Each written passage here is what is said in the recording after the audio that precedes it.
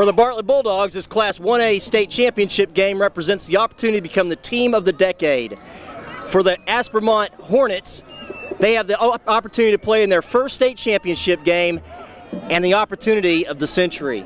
Good evening, everybody, and welcome to this MPTV sports presentation of Texas high school football. I'm Brett Voss, along with Mark McClain and Gene Watson, here to bring you all of today's Class 1A state championship game. And Mark, the Bulldogs come in here riding high on just a great playoff stretch, won 8 straight games in a row, but they struggled last week to beat Detroit, but that had a lot to do with the weather, didn't it? Well, the weather had a lot to do with it, Brett, but also Detroit had a lot to do with it, as Detroit was an excellent football team, a team that had the speed to keep up with the Bartlett Bulldogs. And here this evening should be a good contest between these two, but Bartlett really on a roll, glad to be here, third time in the 90s, have an opportunity to win the state championship. Won it right here on this field at Pennington Field in Bedford against Monday back in December of 1990 to win their first state championship. Won it out in San Angelo against Sudan a couple of years later, and they're glad to be back here again this afternoon taking on Aspermont. As far as Bartlett is concerned,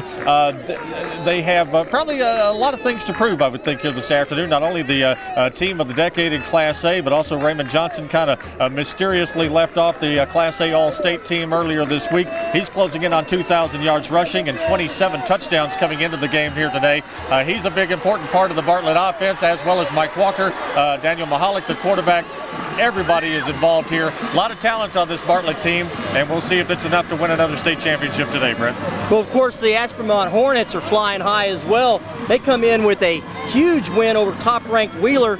And Gene, these guys are ready to take on the Bartlett Bulldogs, aren't they? Well, there's a lot of things you could say about the Aspermont Hornets. The fact that only 6 years ago they were in the six-man level of Texas high school football. They're 14-1. They're the champions of District 9 1A. But when you talk about the Aspermont Hornets, 2 words say it all: Zach Hunter. Zach Hunter, the all-state running back from Aspermont, has rushed for over 2,500 yards.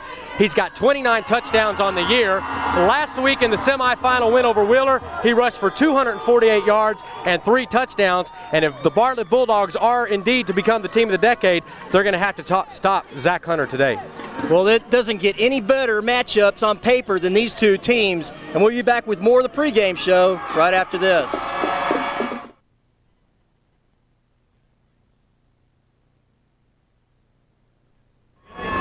Welcome back to this MPTV sports presentation of the Class 1A state championship game. I'm Brett Voss, standing here with Coach Craig Agnew. And Coach, you guys got to be really excited about this opportunity here. The Bulldogs have won 2 state championships in the 90s, got a chance to win a 3rd and possibly be named the team of the decade. Right, it's an exciting opportunity. What we're really concerned about right now are the Aspermont Hornets. Somehow to stop number 25 or slow him down and contain him. If we're able to do that, I like our chances. Well, of course, you were here with them in 1992 when they won their last championship game as an assistant coach. Now you have an opportunity to win one as a head coach. That must be a real exciting opportunity for you. Oh, it really is. You know, it's a different perspective, but I think each one in its own right can be just as special as the other one. And we're excited to be here, excited to have the opportunity, and glad y'all are here covering this. Yeah, of course, Aspermont has an extremely prolific running game, led by their very, very good running back, Zach Hunter. What do the Bulldogs need to do to stop him tonight? Well, you know, we're going into the game that it's not going to just be stopping. We've got to contain him because he's a heck of a running back. He's going to get some yards, but we want to make him work for the yards that he does get. All right, thank you, Coach, and good luck tonight. Appreciate it. All right. We'll be back with more of the pregame show right after this.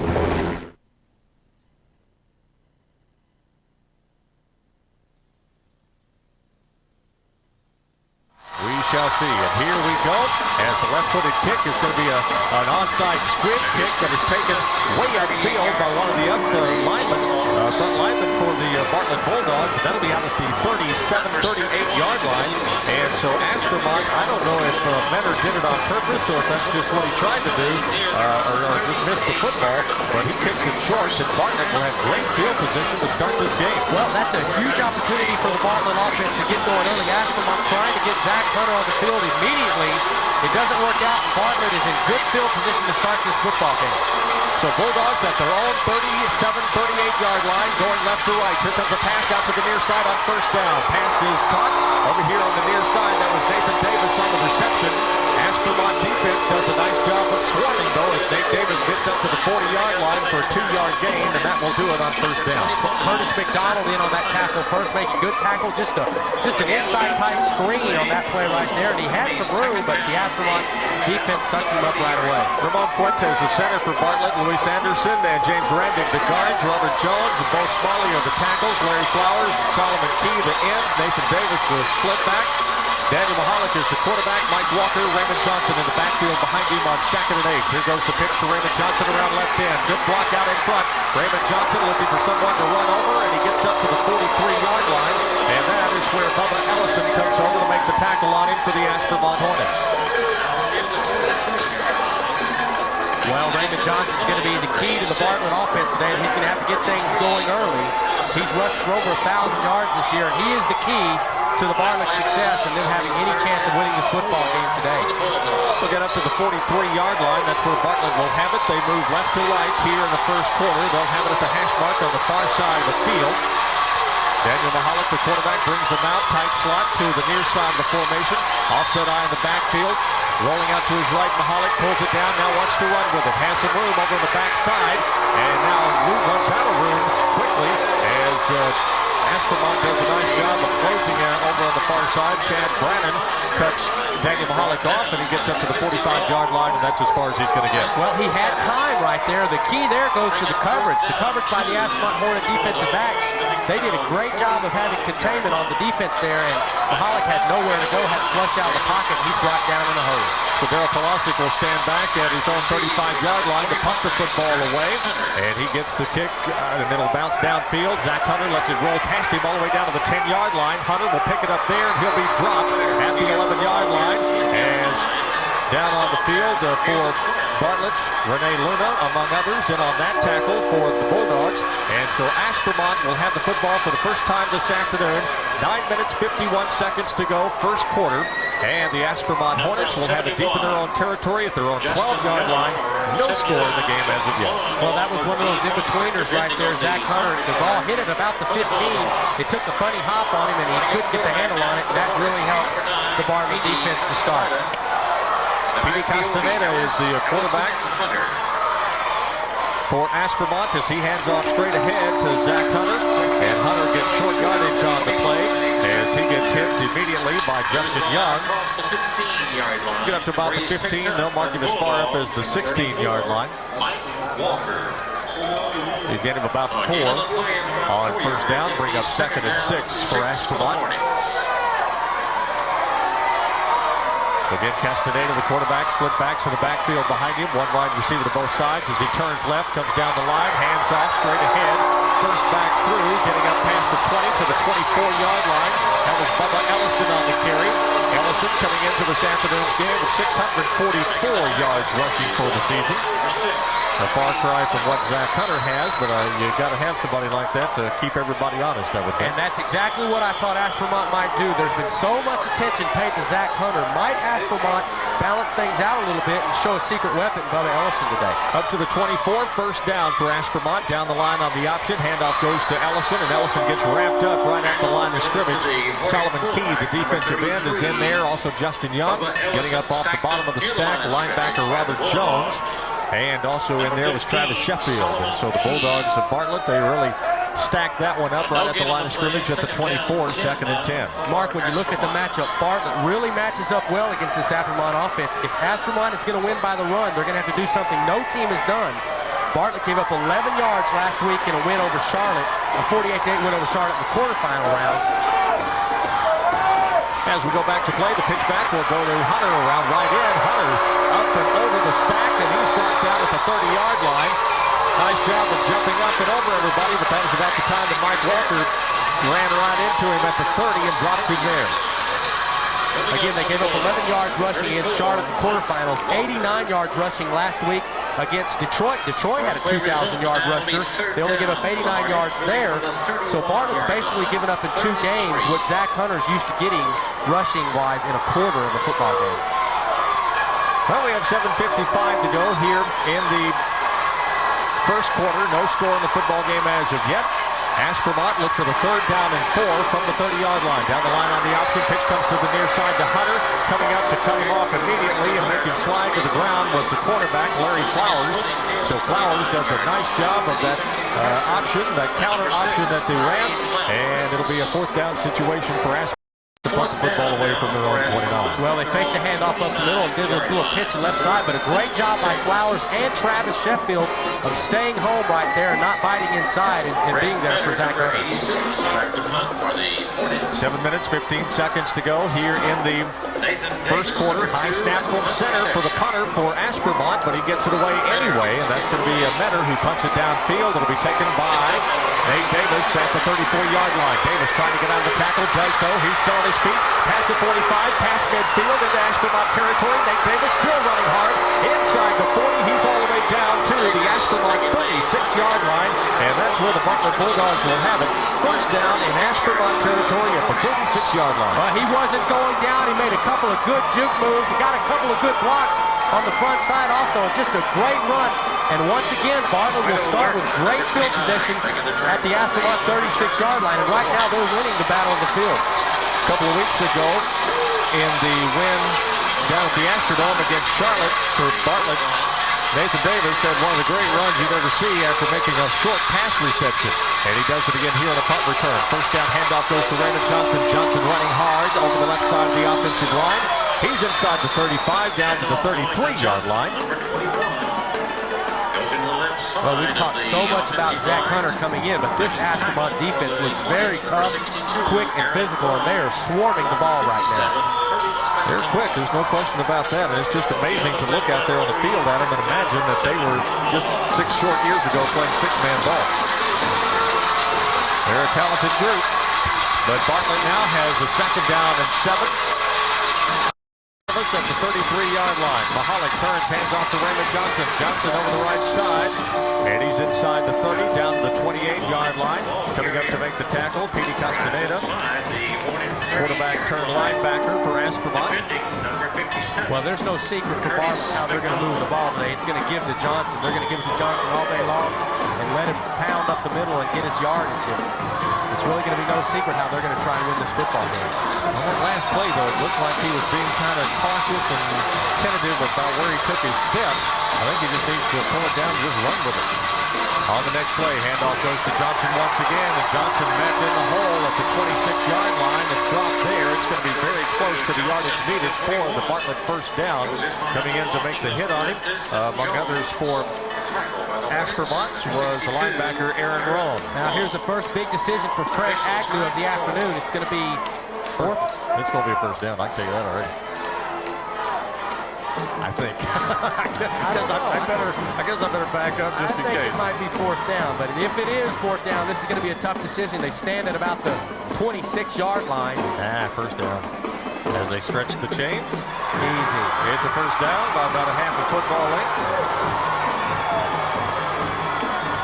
Well, that gets the Bartlett fans over on the far side of the stadium excited, as with 5 minutes and 34 seconds to go here in the first quarter of the scoreless state championship game. It's Bartlett's first down at the Aspermont 26-yard line.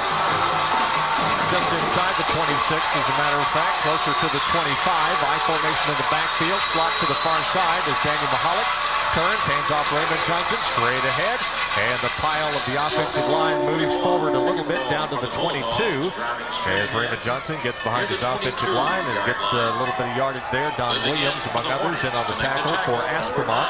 But again, the football moves to the 22 for a quick gain of 3. Mark, I have to agree with you. I saw Raymond Johnson play in the Fall City game, and he is much more tentative running to the line and through the line of scrimmage this afternoon than he has been in the past. Now, I don't know if it's just early jitters, wanting to pick his spots, but I think if he takes the handoff and just puts the ears back and blows through there, he may get a big gain. Here goes the handoff now on the next play to Mike Walker. Walker drops the football at the 15-yard line. Football is loose inside the 10.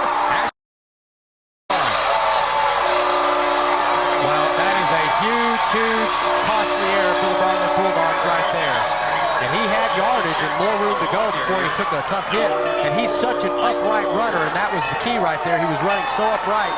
He may have not been hit like that all year long, and a costly mistake early. 4 minutes and 40 seconds to go. First quarter, still no score. Aspermont will have the football again deep in their own territory at the 9-yard line. Bubba Ellison comes up with a fumble recovery on the Mike Walker run. And so it's first down for Aspermont at their own 9-yard line. As the handoff comes to the near side, that is Zach Walker on the carry. And Walker gets wrapped up by Nathan Davis at the 10, falls forward to the 11. Across the 10-yard line. And that's what they've got to do with Aspermont is with Zach Hunter. He is just, it's very difficult for one person to bring him down. And Nathan Davis out here in the corner, pretty much out here on his own, not much help. As now on 2nd and 7 from the 11-yard line, almost to 12. Castaneda down the line on the option. He'll hand off to Ellison straight ahead, up over the 15 to the 18-yard line. Well, nothing fancy, just a basic veer play, just a straight handoff up the middle. And both offenses are staying pretty conservative early in this football game with the first big mistake going to Bartlett.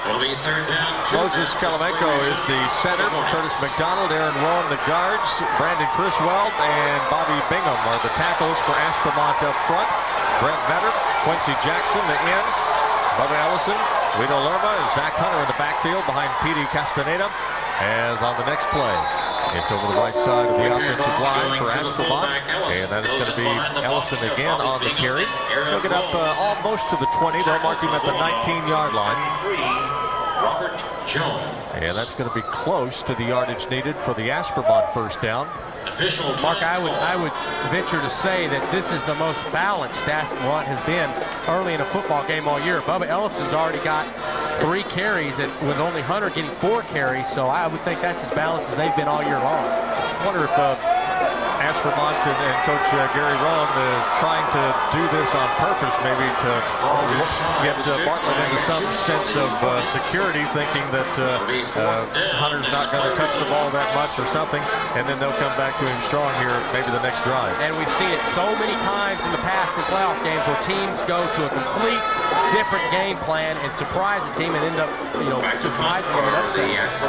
Well, where Bartlett got the call on the measurement a few moments ago for the first down, Aspermont comes up just inches short.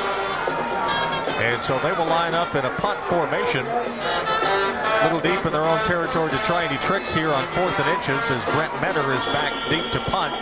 Last time, he got a high snap from center, so we'll see what happens this time. Also last time, Nathan Davis got a good return. He'll stand back at his own 45-yard line. And Bartlett's going to have outstanding field position once again.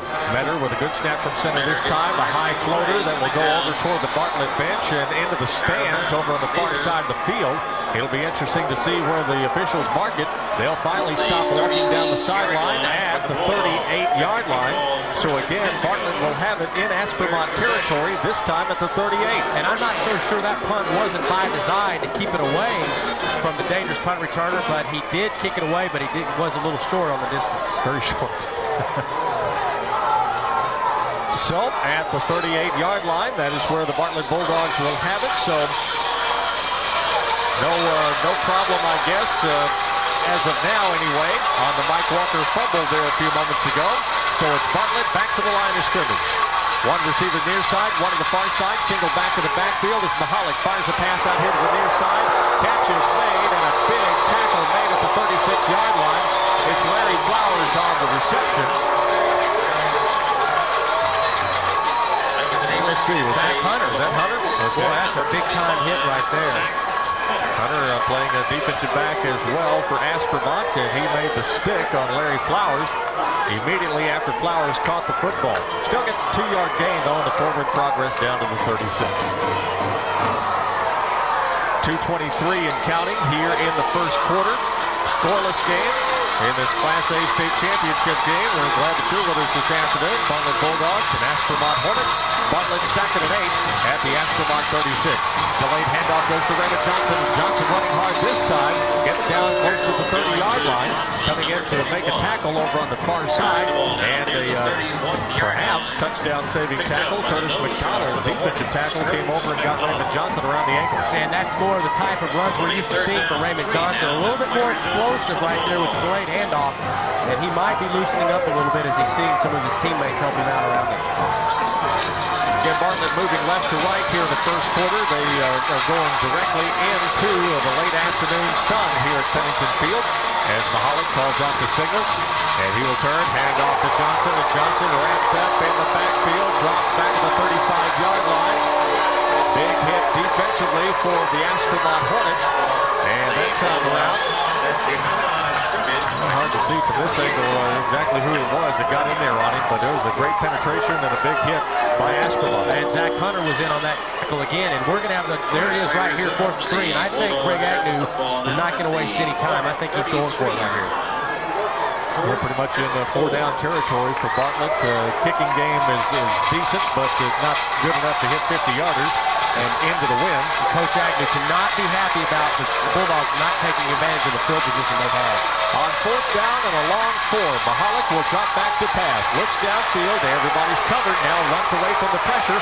Looking for a block. He's at the 40. He'll take off and run, and he's knocked out of bounds at the 30-yard line. He'll come up about 1.5 yards, 2 yards short of the yardage necessary for the Bartlett first down. So Aspermont will take over with 38 seconds to go in the first quarter, and they'll have it first down at their own 30. And again, another great coverage play by the Aspermont secondary. All the time in the world, outstanding coverage by the free safety and the defensive backs, and Bartlett had no chance but to run right there. And if you're covering Larry Flowers, Nathan Davis, Mike Walker, and even Solomon Key, the tight end, if you're covering all of those guys and can do it all over the field, then you've done your work. Well, that's a tough job to do. So Aspermont offensively will come back on the field. They'll have it first down at their own 29-yard line. Best field position they've had in quite some time. As a handoff on first down will go to Zach Hunter. And Hunter wrapped up and hit immediately over here on the near side. Making the stop on him that time around. Defensively was Robert Jones. Craig Agnew was telling me earlier that wherever 25 goes, 34 goes for Bartlett. Mike Walker will shadow Zach Hunter. And I think the term was, if he goes to the bathroom, you better be there with him. That's right. You better know what kind of gum he's chewing. That's really going to be the key to the football game is these defenses wear down a little bit. That's going to be the key in the end is how those two match up. On second down, big rush and a nice pass out to the far side. There's the catch is made at the 35-yard line. That was Brett Metter on the reception of the pass from P.D. Castaneda. Castaneda really had the rush put on him immediately. Gets up to the 35-yard line, and that is going to be the end of the first period this afternoon from Pennington Field in Bedford. So we played one, and it's still a scoreless game in this Class A state championship. It's Bartlett nothing, Aspermont nothing. Second quarter action coming up on News Radio 14 KTEL.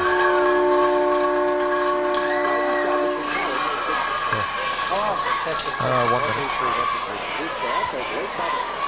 We have a halftime score from Texas Stadium, the Class 2A playoff game. Welcome back to this MPTV sports presentation of Texas high school football. Elysian Fields nothing, Salina 17. The final score from the Astrodome in Houston, the 5A game between Katy and Garland. Final score, Katy 25, Garland 37.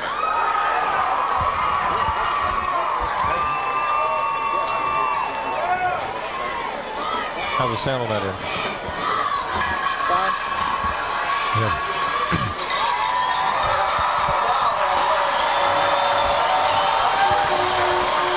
Back once again at Pennington Field in Bedford. Mark McLean, Gene Watson, 0-0 our score. Bartlett Bulldogs, Aspermont Hornets tied up as we start the second quarter of action here this afternoon.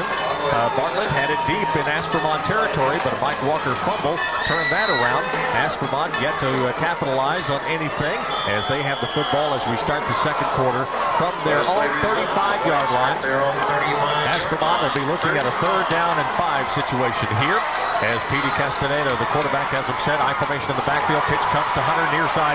Hunter absolutely wiped out. Ramon Fuentes comes over with the tackle at the 35-yard line. That is great pursuit by the Bulldog defense. Again, this is a defense that's very stingy on the run, so Aspermont's going to have to wear them down, keep them on the field and wear them down. But a great job by Fuentes right there, and a big hit on Zach Hunter. Well, kind of a combo hit there with Fuentes and also D. Montfort in there as well, as they just absolutely wiped out Zach Hunter, the fine running back for Aspermont. And so it'll bring up 4th down and 4 from the 36-yard line. And again, that will bring on Brent Metter to punt the football away. He'll stand back at his own 23-yard line, gets a low snap from center this time, but gets it away. The left-footed kicker will send this one down toward Nathan Davis, and Davis will decide to get away from it. It'll take a bounce at the 25-yard line. That's where Quincy Jackson picks it up for Aspermont. And Bartlett will have the football with 11:09 to go in the second quarter. Again, a scoreless Class A championship game, and Bartlett will have it at their own 25. Mark, 2 things about that first quarter. If we had a chance to talk to Craig Agnew, 2 things that he would be most concerned about is the opportunity that his team has had with the field position. They've had great field position every drive, and then the big fumble where they were driving and on their way to the end zone. So, one missed opportunity for Bartlett so far.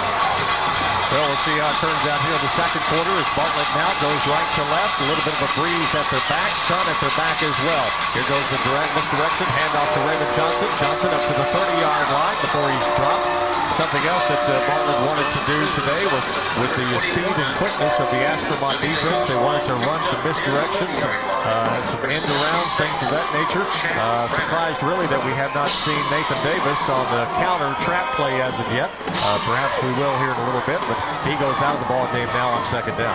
Well, it's the 16th week of the season. We've got 2 great teams, 2 great defenses, and this game's going to come down to who's in better shape and who's got the better athletes in the end. Slot formation to the near side on 2nd and 5 as the pitch back comes to the near side. Mike Walker on the carry. Walker sidesteps the tackler, still on his feet. Brought down by the backside of nice tackle by Bubba Ellison to get Mike Walker around the shoelaces and bring him down at the 40-yard line. But it's enough yardage for a Bartlett 1st down. Nice run to spread the field out. A good pitch to the right side, to the left side, and Walker spread things out. And maybe they'll go to Walker a little bit more and free things up for Raymond Johnson. 10:23 to go here in the first half. I mentioned coming up at halftime, we look forward to a lot of interesting conversation at halftime. Kevin Cavanaugh, quarterback of the Bartlett Bulldogs, and won the championship in 1990 right here at Pennington Field. He will join us. And also Terry Cron, coach of the Mark Panthers and former Bartlett coach, will join us. As on 1st down, it's the quarterback, Daniel Mahalik, rolling out to his right. Hangs on to the football. He's up past the 40 to the 45-yard line. He's hit hard and knocked down, but he hangs on, and it's about another 5-6 yard gain for Bartlett there.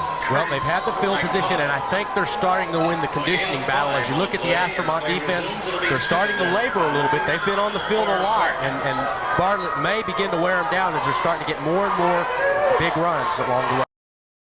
The 45-yard line, Bartlett will have it 2nd and 4. It's a long 4.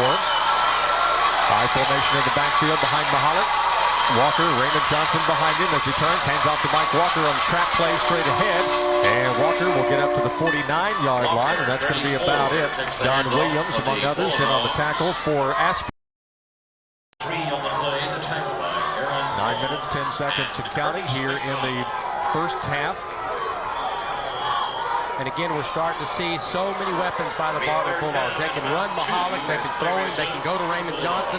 They've got Mike Walker if they need him. They've got Lonnie Walker if they need him. If they have to, they can go to Larry Flowers. So much talent on the field that Craig Agnew can just pick and choose where he wants to go. On 3rd down and 1, I formation in the backfield as Mahalik turns, hands off to Mike Walker. Walker straight ahead. He's at the midfield stripe. He'll have the 1st down for the Bartlett Bulldogs. Bulldogs at that point. Third first down of the game for the Bulldogs. Well, it was a 13-7 overtime win last week for Bartlett over Detroit. We're a long way from that here today, but at least Bartlett knows what the close game is like. They know what it's like to win and advance in the playoffs by the skin of your teeth. And maybe that'll help out in the cause here today. 8.5 minutes to go, first half. No score, first down from midfield. Pitch comes to the near side, and that is going to be Mike Walker on the carry, and he gets inside the 40, down to the 39-yard line. A nice gain there by Mike Walker on the carry. And that gain was set up by Raymond Johnson, who put a great block on Brent Metter right there to set things up and open things up along the left side. Raymond Johnson getting the big block there to free things open.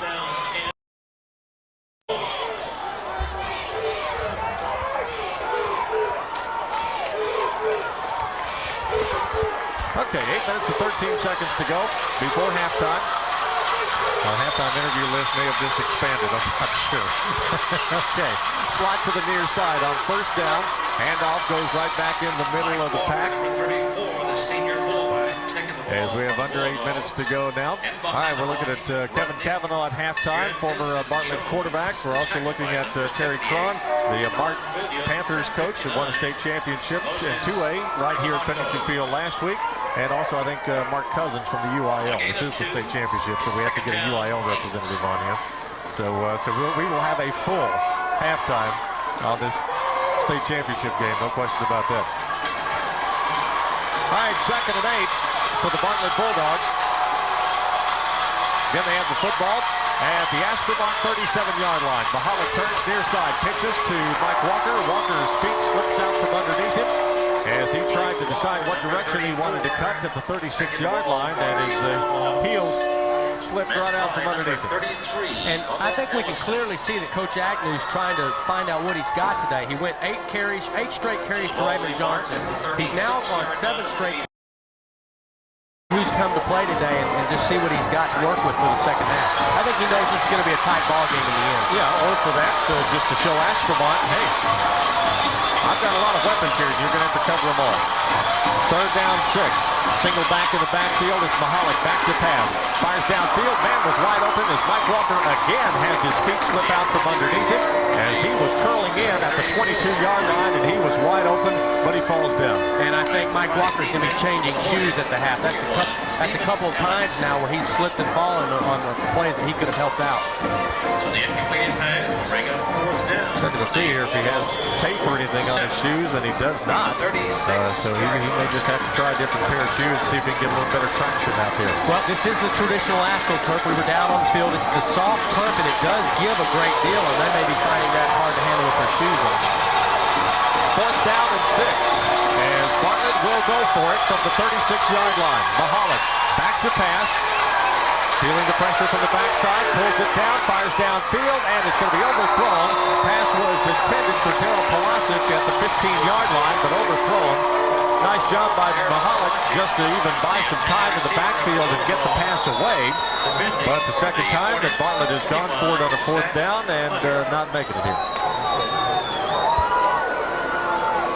So Aspermont will take over at their own 36-yard line. 6 minutes and 31 seconds to go before halftime.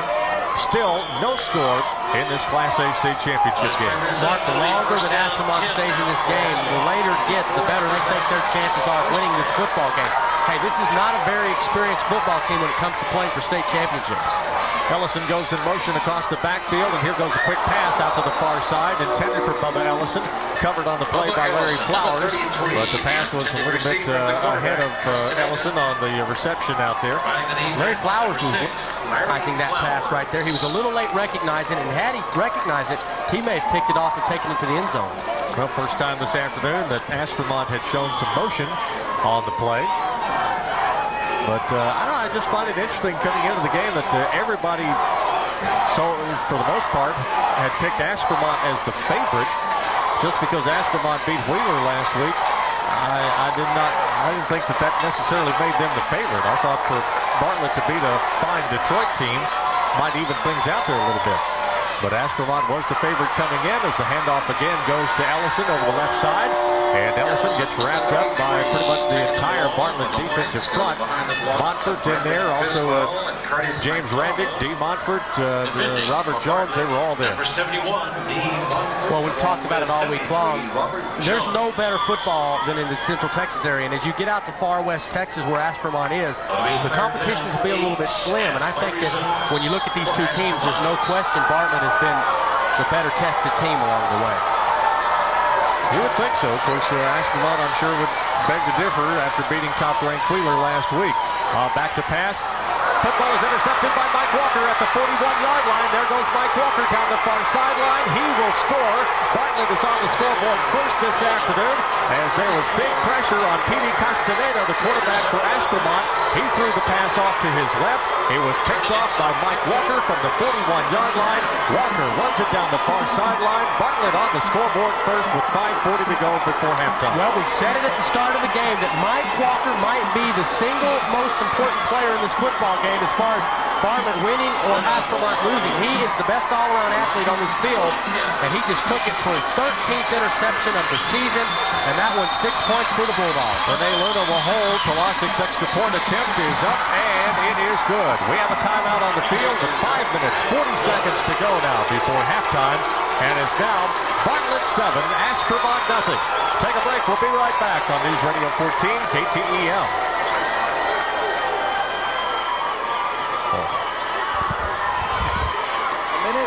Yeah. Hey, it's 7-0 Stephenville with 3 minutes left in the first quarter.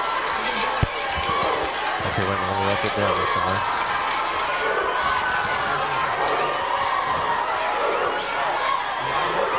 Yeah, may wait till after. All right, Stephenville and what is it now?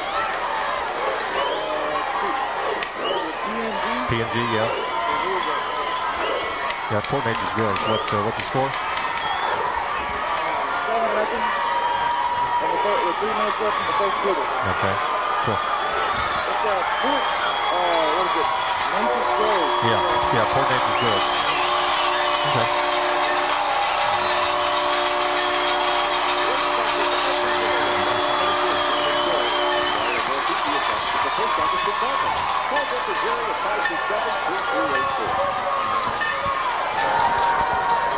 And we're back once again here this afternoon at Pennington Field in Bedford. Mark McClain, Gene Watson, a 7-0 Bartlett lead over the Aspermont Hornets as an interception returned by Mike Walker breaks the scoreless deadlock that we had here in the first half going.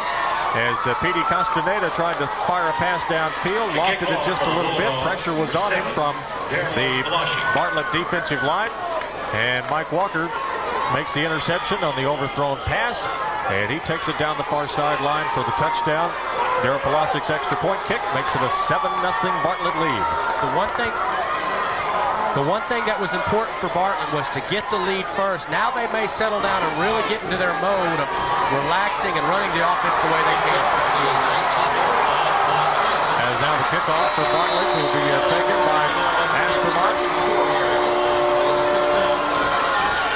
Bringing it back downfield, up past the 30 to the 34-yard line. So the Aspermont Hornets will have the football at their own 34. They'll have 5 minutes and 32 seconds to work with here in the first half. 34-yard line, the 5th possession, first half.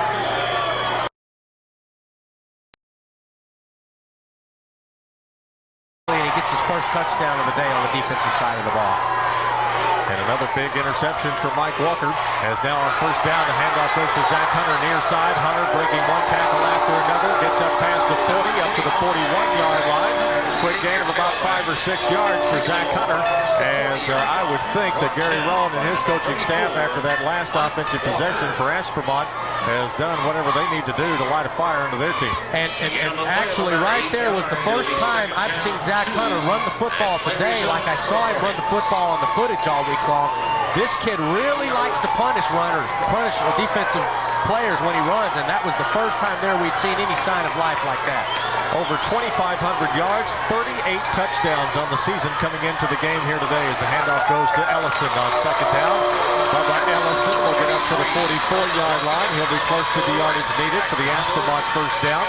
I tell you though, you have somebody, I mean, granted, Ellison has 644 yards on the season coming into the game here this afternoon, but you show me a running back with 2,500 yards and almost 40 touchdowns. I'm giving him the ball so he can't run anymore. That's exactly right, and I think the Aspermont coaching staff might have been thinking about surprising Bartlett and balancing things out a little bit, and they've certainly got to go away from that game plan now.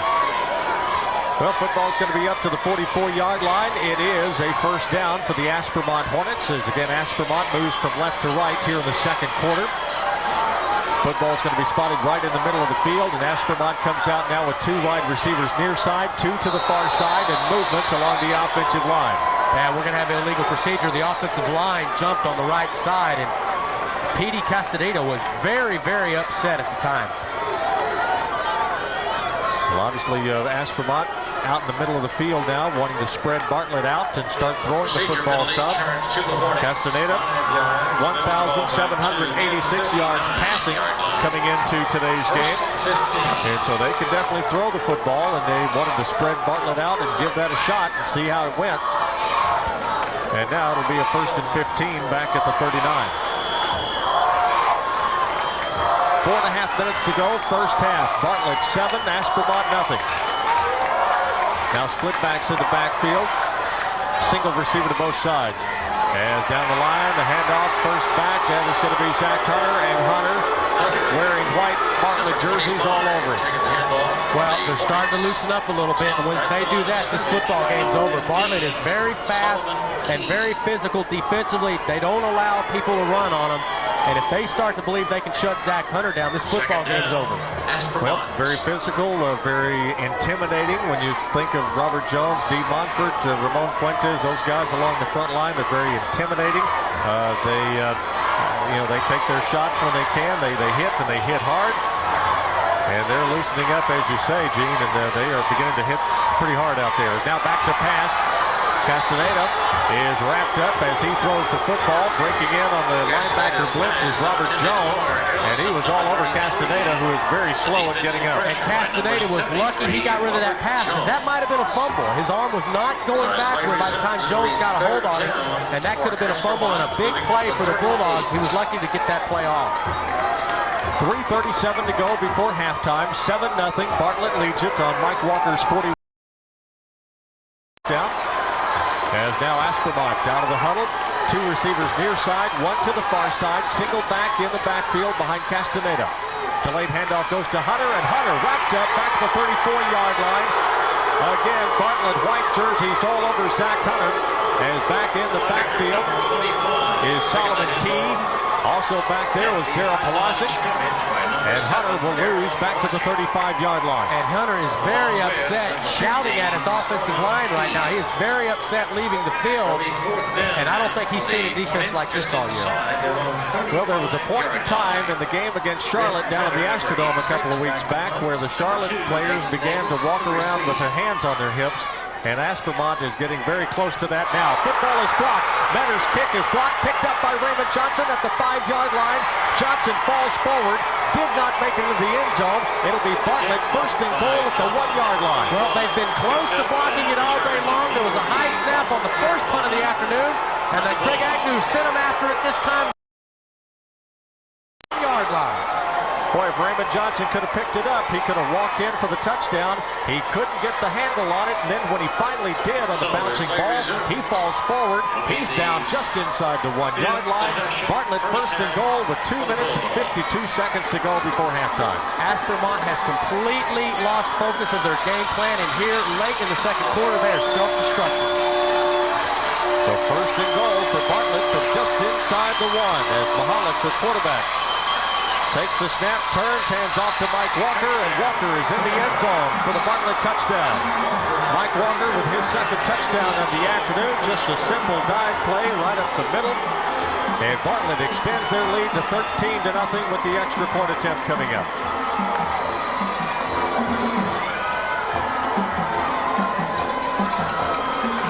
Aspermont fans on the near sideline are absolutely stunned. This is a football team that has not lost in 13 weeks, and the team they lost to was an undefeated team out of Class 2A, only there in West Texas, and They are completely shocked right now at the results of this football game. Renee Lerna holds Daryl Pulosic's extra point kick. It is up, it is good, and we have a timeout on the field with 2 minutes and 49 seconds to go before halftime.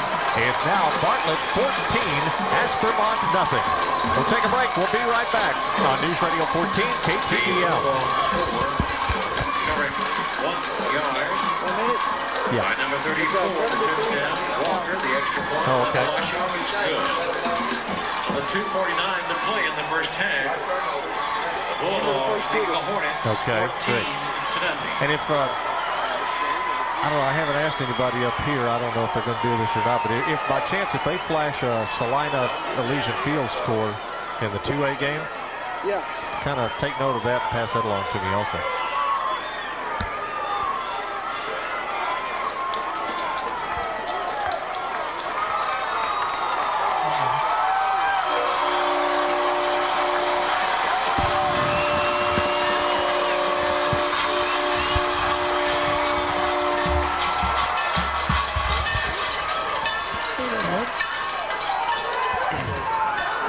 Receive the kickoff for the Hornets will be number 33, Bubba Ellison, and 25, Zach Hunter.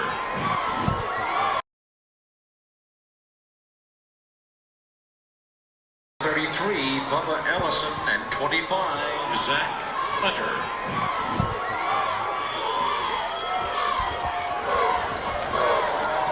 We have 2 minutes and 49 seconds to go before halftime. It's now Bartlett 14, Aspermont nothing, as Daryl Pulosic will approach and kick off. One of the few times here in the playoffs that we've seen him kick off straight away as it's going to go to Zach Hunter, and Hunter quickly back down the field.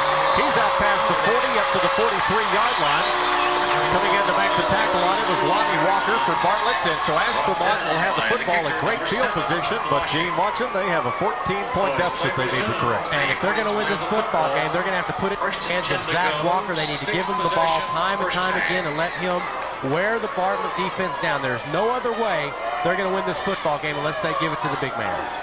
But I think the last time around when they did give it to him, the Bartlett defense was the one doing the wearing down.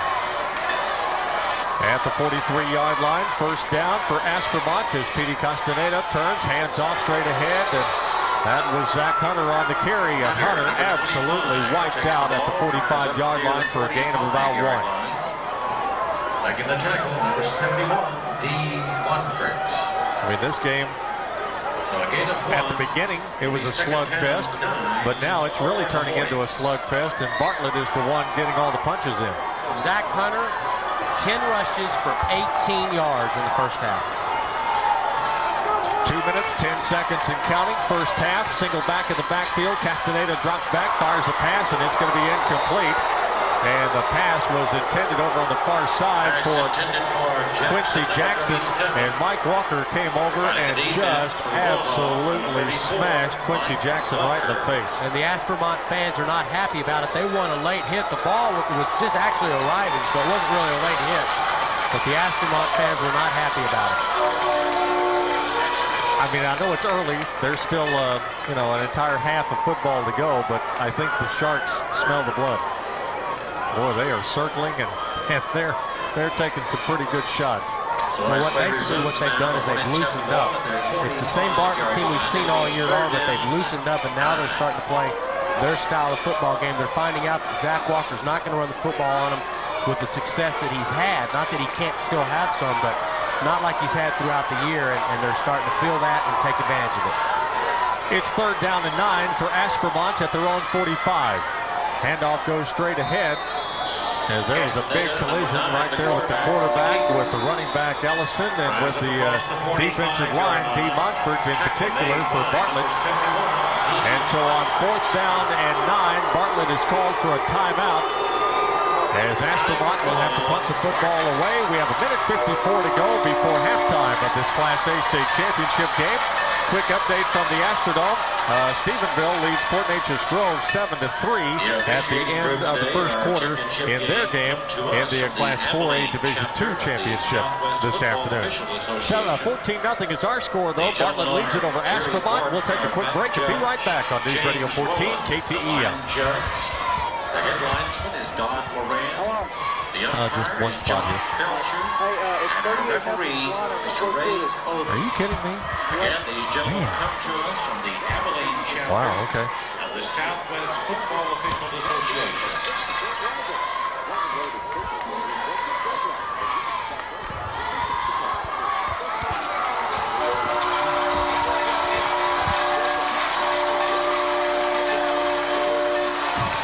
So as play resumes, the Hornets have a 4th 1 minute 54 seconds to go before halftime here at Pennington Field in Bedford. Mike McLean, Gene Watson, and Brett Metter back deep to punt on 4th and 9 for Aspermont.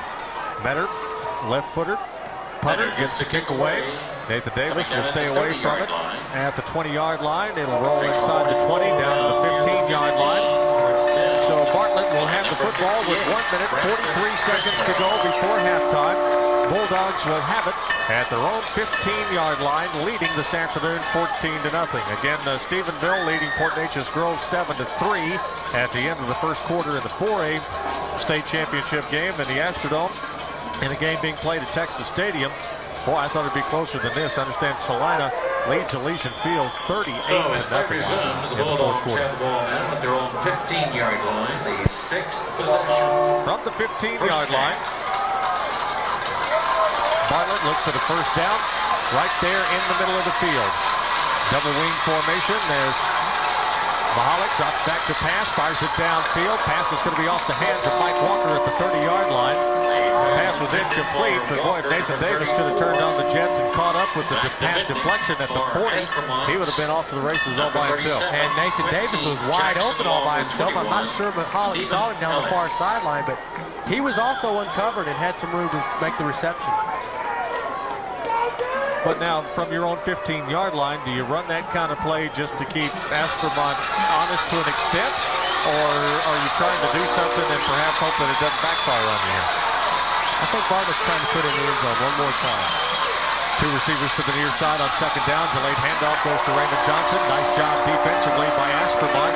As coming in, Curtis McDonald to make the tackle on Raymond Johnson for virtually no gain at the 15-yard line. From the nose guard, Curtis McDonald. Well, it's still been mostly a special teams and defensive football game. Neither offense has really set the world on fire this afternoon. We've got the blocked punt that got you to the 1, where Walker went in for the touchdown, and then the interception. So still, both offenses are not having a great deal of success moving the football. Well, 3rd down and 9. Basically call a 3rd and 10 from the 15-yard line. High in the backfield is Mahalik, fake handoff, rolls to his right, looks downfield, passes downfield, catch made at the 28-yard line. Over on the far side for the Bartlett Bulldogs, the reception made, tackle was made immediately. It'll be enough yardage for the first down on the catch made by the tight end, Solomon Key, up at the 29. 15, Solomon Key. 5th first down of the half for Bartlett. 25, Zach Hunter. And a gain up to the 29-yard line, so a gain of some 14 yards for Solomon Key. Clock runs with 46 seconds to go. Mahalik back to pass, looks downfield. Pass is overthrown, intended for Mike Walker at the 40. Well, now you get the 14-point lead, and you start throwing the football. I know, that's why I say I don't know if you're just doing this just because of the time on the clock and you want to try and get some extra points in some form or fashion. But if you do all this throwing, what happens if it's intercepted and run back for a score? It's backfired on you. So 2nd and 10 for Bartlett at their own 29. Shotgun formation now for Mahalik, and a penalty flag flies. Only the 2nd penalty of the entire first half, as I can recall. So whistles blow, play stop before it ever starts. 40 seconds to go before halftime, as we'll have a dead ball foul, a call against Bartlett of procedure. Move the football back to the 24-yard line. And that's one thing Coach Agnew has to be very pleased about here in a big football game like this. Only one turnover that could have been costly. They were inside the 40, and that could have been a costly turnover. And then the one penalty right there. So he's got to be pleased with his team as far as the intangibles and the little things as far as this football game is going so far. Well, 40 seconds to go before halftime. Bartlett leads it 14-0. And Bartlett has a 2nd and 15 at their own 24. High formation in the backfield behind Mahalik as he turns, hands off to Mike Walker straight ahead. Here's Walker, 30, 35, up to the 40-yard line, and he'll be brought down at the 41. Dropped the football, but the tackle had already been made up to the 41-yard line. That's a 17-yard gain for Mike Walker, and a Bartlett first down with 30 seconds to go. Make no mistake about it, Mike Walker is the best football player on this field today, and he is really, really showing it. And he's going to have another 24 minutes to show it in the second half. So Mahalik in the shotgun formation now on first down. He'll get the snap, drop back, looks to his right, and now it's going to be brought down as the pressure put on by Aspermont will bring Mahalik down at the 34-yard line. And with 15 seconds to go, Bartlett will call for a timeout. So again, the Bartlett Bulldogs leading at 14-0. We have 14 seconds to go before halftime. And again, coming up at halftime, we anticipate having with us Terry Cron, coach of the Mark Panthers, who won the Class 2A state championship last week. Of course, Coach Cron coached Bartlett to a state championship back in '92. Hopefully he will get a chance to join us. Kevin Cavanaugh will join us as well. He was the quarterback of the 1990 state championship team for Bartlett that won the championship right here at Pennington Field. He is now helping out with Bartlett with their 7-on-7 in the summer, and also helping out the coaches even today on the sideline. And we'll also be talking with, I believe, one of our representatives from the UIL is here in attendance this afternoon. So busy halftime coming up, and that'll get started here in just a little bit. We still have 14 seconds to go before halftime. Mike Walker, 2 touchdowns here in the first half. One, a 41-yard interception return. The other, a 1-yard touchdown run after a blocked punt by Bartlett. And that is the difference in the game, 14-0. Mahalik back to pass, fires this one out to the near side. It's going to be intercepted right just at the 45-yard line. Exactly what you didn't want to have happen.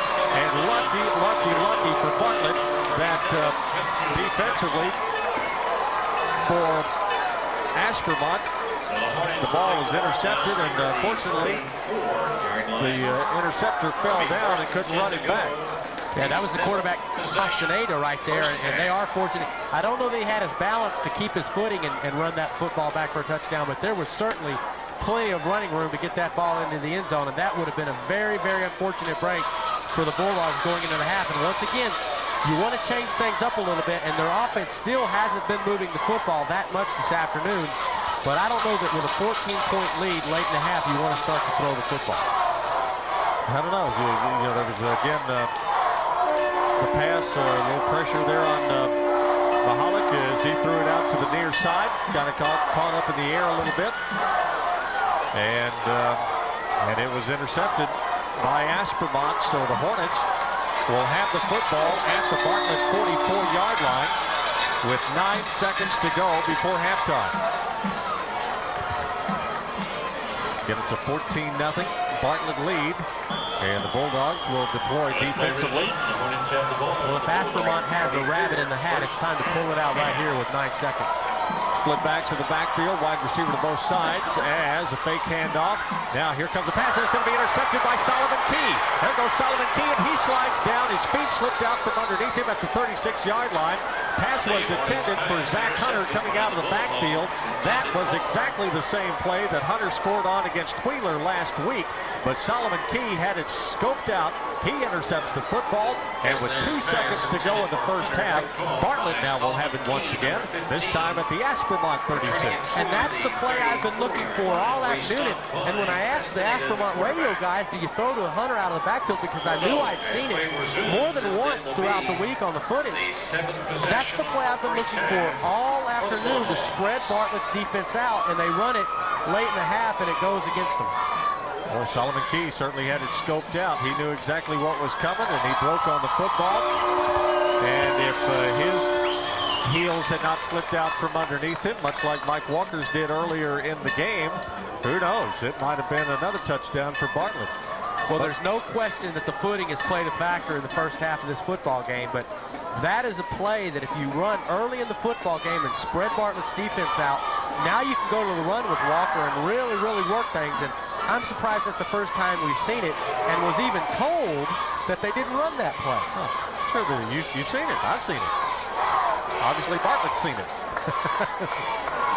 Well, so now with 2 seconds to go before halftime, keep in mind at the Falls City game, Gene, you were there. Mike Walker caught a touchdown pass on a Hail Mary throw on the final throw of the first half. It's not out of the question. Well, Mahalick's got an outstanding arm, certainly the arm strength to get this ball in the end zone from the 36. And they'll go for it as Mike Walker, also Kevin Williams, and Nathan Davis all split out wide to the far side. Back to pass, Mahalick, he'll just loft it toward the end zone. This one's going to come up way short of the end zone. Tipped around, and then it's going to be intercepted by Aspermont on the final play of the first half. So on the 3 final plays of the first half, we had 3 interceptions. But nevertheless, the two teams will go to their respective locker rooms and discuss it and come out for what should be a great second half of football here at Pennington Field in Bedford. Our halftime score is Bartlett 14, Aspermont nothing in this Class A state championship game here this afternoon. We'll take a break. We'll come back. We'll recap the first half in scoring and get started with our halftime activities. And we'll do that here in just a moment to get our halftime score. Bartlett 14, Aspermont nothing. Back in a moment on News Radio 14 KTEL.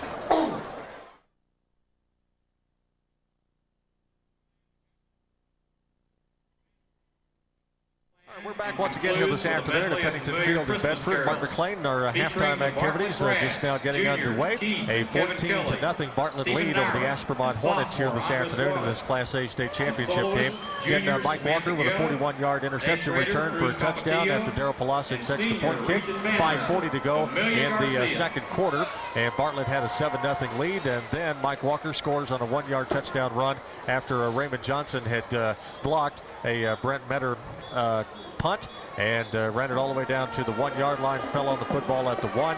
Mike Walker runs it in from the 1, and with 2:49 to go before halftime, it was a 14-0 lead for Bartlett, and that is where we are right now. Mark Cousins joins us here this afternoon on our halftime. Mark Cousins, the assistant to athletic director, Charles Brydup of the University Interscholastic League, and you guys and you guys and gals both at the UIL, you do so much stuff all through the year, the school year, but you got to love the state championship stuff. Oh, there's no doubt about it. This is the second weekend of our state championship football, and this is the one that the staff really gets fired up for and are always ready, because it's the culmination of our football season, and then we get ready to roll into basketball once spring comes around. But you always know it's getting close to Christmas time when you're playing those state championship football games. Well, I guess when you talk to coaches from all over the state, this is their dream, this is their goal, to be playing at Christmas time. Well, I don't think there's any doubt about it, and Bartlett knows a lot about that, going for their 3rd championship here in the 90s. So I guess that's one way nobody ever forgets about Christmas down there, because you always know it's right about the end of the football season. Well, we've talked about that a little bit, and it's fascinating in that area that you look at Bartlett here in their 3rd championship game of the 90s. Thorndale was there a couple of times. Bremond played one and lost it to Sudan, but the Class A football, obviously, there in the Central Texas area is just pretty stout stuff. Well, there's no doubt about it. I mean, just to get out of that district and advance into the playoffs is an accomplishment, especially with the number of teams that have competed for state championships coming out of that particular district. Well, you talk about all the different championship games last weekend and this weekend, and again, when you do all of that, you talk about fans and attendance at these games and the venues, be it Texas Stadium or the Astrodome, or here at Pennington Field, which has hosted quite a few great championship games over the years. So the fans, they do come out in force, don't they? There's no doubt about that. I mean, everybody always says that football is king in Texas, and when you see the following that the teams get, especially in the small towns, I mean, you look at the crowd that's here today, I bet there's not anybody left back at home. Maybe one person to turn the lights off tonight, maybe. Maybe so. Maybe that's the way it works out. You get all these championship games out of the way, though. It's that fun time of year again, isn't it? You have realignment coming up. Well, this is always a time of year where it kind of gets, in these odd numbers years, it kind of gets tense for everyone as we do our reclassification, the realignment process, which we will be releasing on February the 1st of 2000. And it's always an interesting time, and it's a hard time for our staff, because when you try to put 1,200 high schools into 5 classifications with 32 districts each. And you look at the size of the state of Texas with somewhere around 254,000 square miles, it's definitely a daunting task. It takes hundreds and hundreds of hours of staff time. When we look just there in our area, in the immediate central Texas area, looking at 2 new high schools coming on in Killeen, that'll be 4A schools next year. Is there a point in time, or has it already happened, that the numbers will have to shift a little bit to bump up the 4A numbers to make things work out just right? It certainly can lead to that. I mean, the number of schools that come in, or the new schools more often than not, come in at either the 4A or 5A level. And when you have a number of new schools coming in that way, it is going to have some effect on the numbers. There has been some discussion in the past of maybe a new way to look at it, maybe going to an additional classification. But as our legislative council looks at all those different aspects and proposals that come up, right now we feel that the way we do it with our 5 classifications is the best thing for everybody involved. And Dr. Farney, our executive director, he always kind of compares reclassification and realignment to your school picture.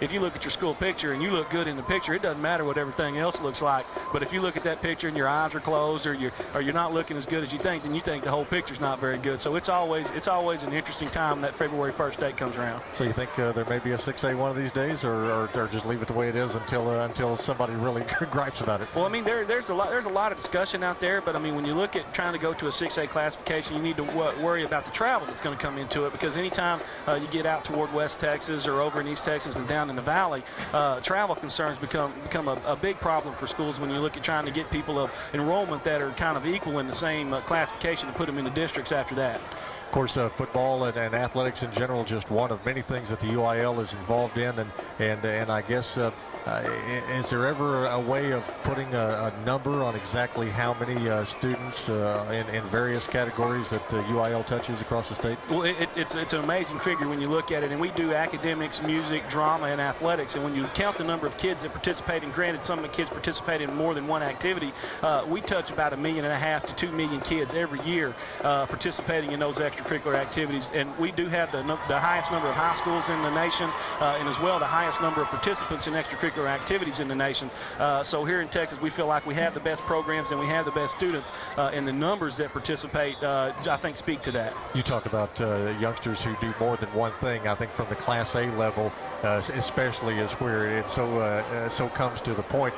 You'll see some of these big old football players come halftime, they strap on the instrument and they get out there with the band, and you don't see that in other classifications, but boy, at the A level you sure do. Yeah, you see it especially down at the Class A level and at the 2A level, and I think we've got a couple out there right now with the Bartlett band performing their halftime show out there right now. And well, I think back a few weeks ago, if it wasn't for the 5 football players in the Milano band, they wouldn't have a band out at halftime. I guarantee you, when you get down there at that Class A level and you have less than 159 kids as it is right now, you definitely need every one of them you can to get all your programs going. But all in all, again, another great year for the UIL and everything that's going on across the state. Yeah, yes, sir. There's no doubt about it. As we close out this football season, we're looking forward to going into the spring with our basketball and track, baseball and softball activities. So it's a never-ending process. We put one state championship to rest, and we get ready to get another one started. Getting everything out of this game that you wanted? Oh, there's no doubt about it. Anytime I love state championship weekend. You get to see the best football. You get to see the communities come out and support the kids. And when you get right down to it, that's what it's all about, are the student athletes that are out there participating and doing what they can to bring home that championship for their hometown. Fantastic. Mark Cousins, assistant to the athletic director for the University Interscholastic League. Thank you, sir. Yes, sir. Appreciate you coming on. You bet. Good to talk with you. It's a 14-0 halftime lead for the Bartlett Bulldogs over the Aspermont Hornets. We're going to take a break. We will come back and continue with our halftime activities here in just a moment on News Radio 14 KTEM.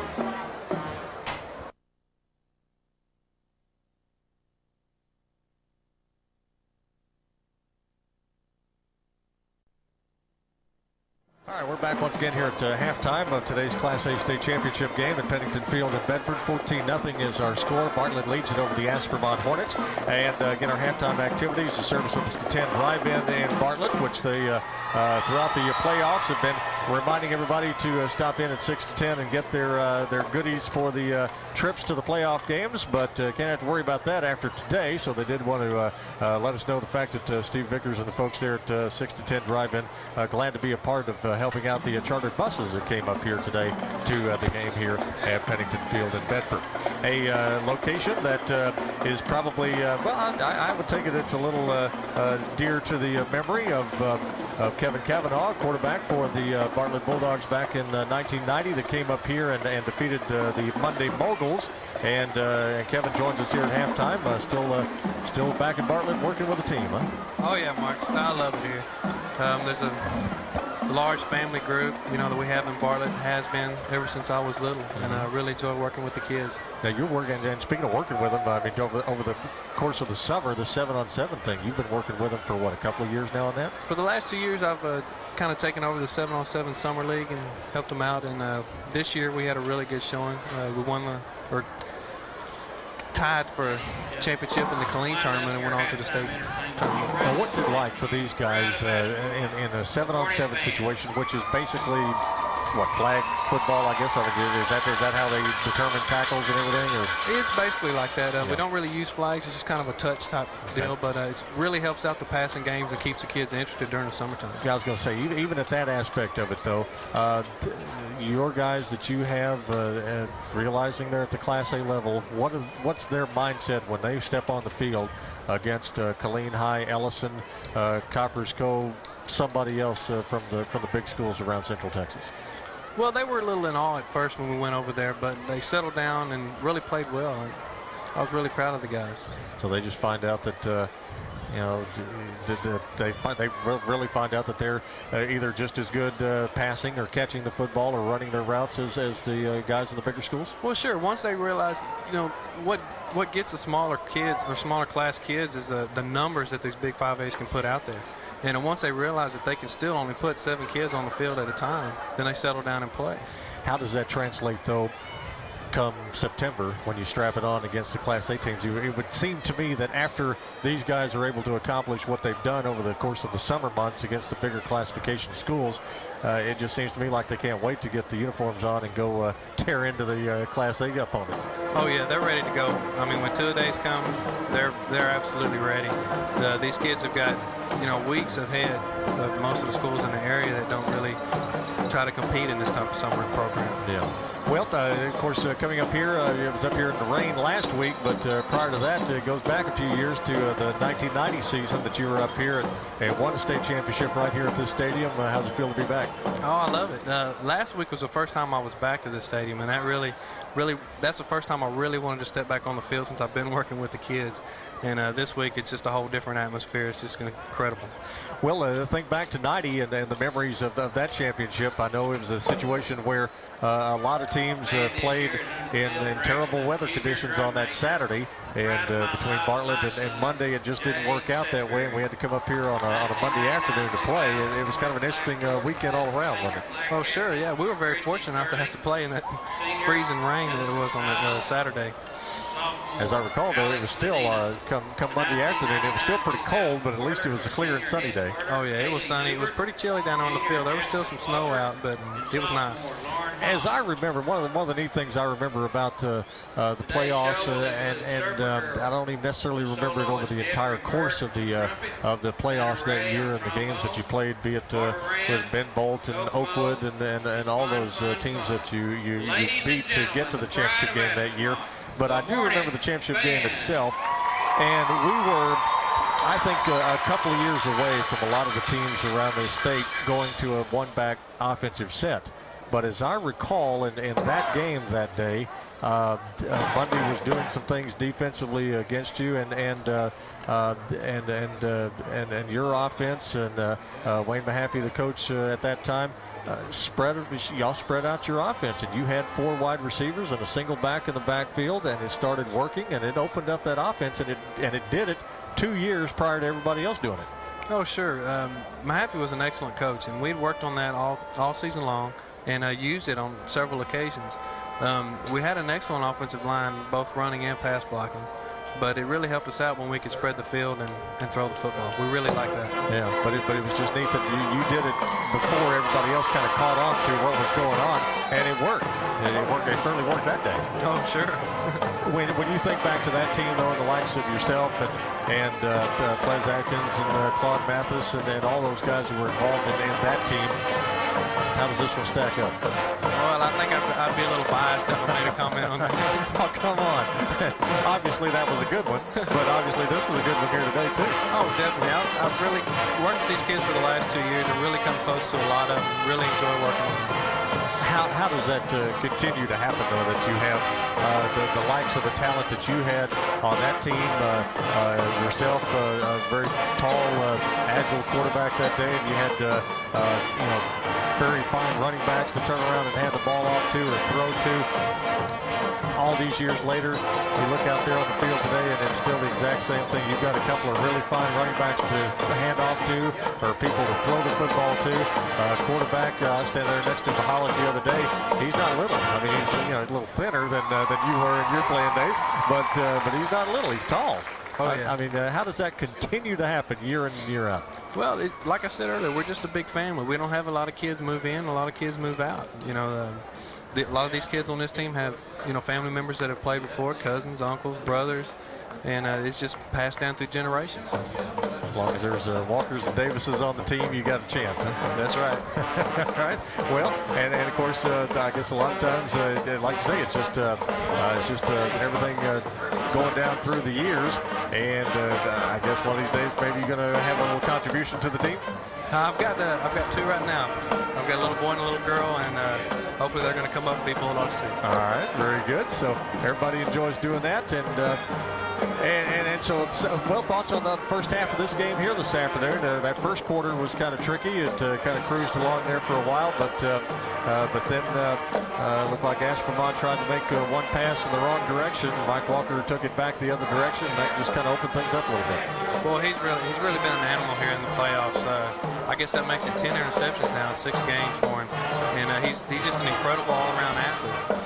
And then you get that out of the way, and then come in and block the punt, and boy, Raymond Johnson could have picked it up. He'd have scored easily, but he fell on it at the 1, and but we'll take it. That got some points out of the deal. Oh, sure. I tell you what, that block punt brings back some memories too from that 19. Well, because that's what started the scoring that day, wasn't it? That's what started scoring off for us. We blocked that punt. Absolutely. So you're good luck being over there then, right? I hope so. Okay, all right. Well, second half, what do you think? I'm looking for Aspermont to come out and pretty much do the same thing they did the first half. I figure they're going to try to spread our defense a little bit more, get the ball into Zach Hunter's hands, and try to let him run with it. But it looked like they're in the first quarter, first half, and especially there in the second quarter, every time that they did try and get the ball in his hands, Bartlett defensively had 3, maybe 4 guys just wiping him out. It didn't look like he's really got his work cut out for him if he's going to break any today. Yeah, he hasn't been real effective because they haven't been able to throw the ball on us so far. So as long as we keep their passing game down, then we should have a good shot at winning this game. Very good. Well, Kevin, I appreciate you coming up. All right, thanks, Mark. Thank you so much. Appreciate it very much. Kevin Cavanaugh, quarterback of the 90 state championship team for the Bartlett Bulldogs, joining us at halftime here this afternoon. 14-0 is our score now as Bartlett leads it over Aspermont. We are at halftime. We'll take a break. We'll come back and continue with our halftime activities, and we'll do that here in just a couple of minutes. So stay with us here on News Radio 14 KTEL.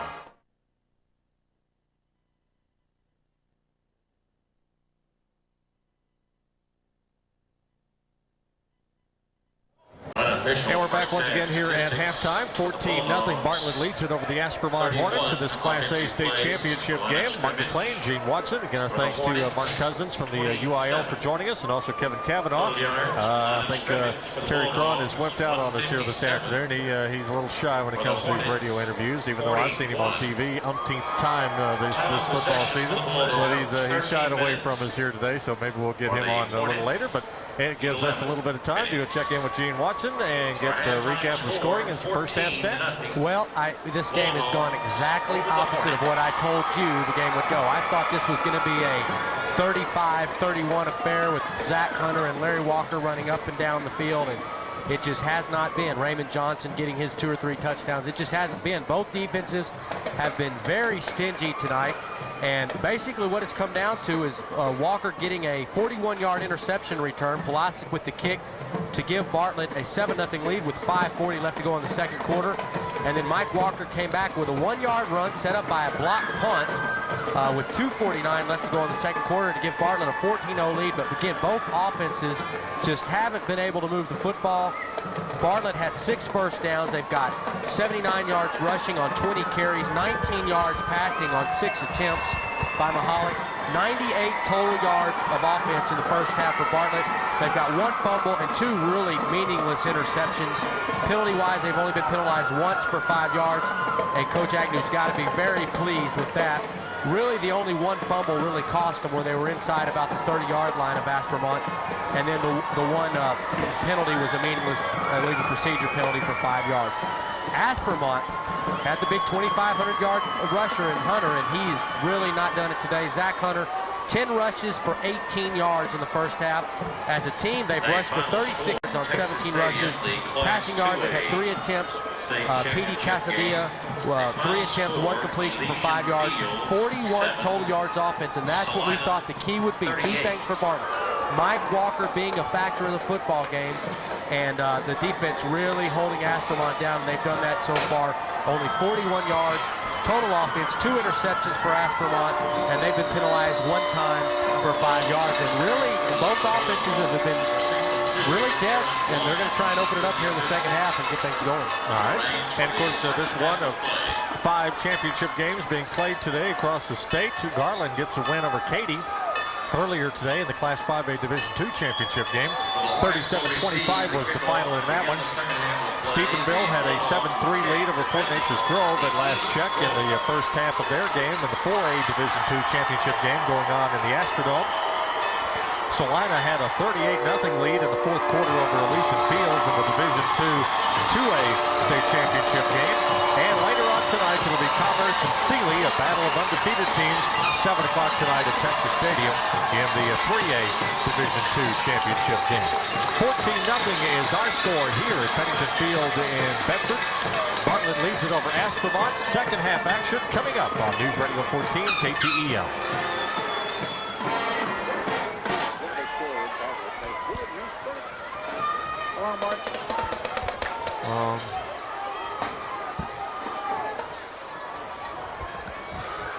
Come on. 2 minutes. 1 more.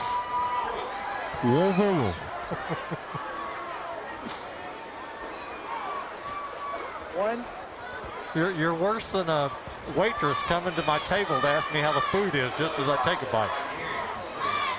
Yeah, 1 minute.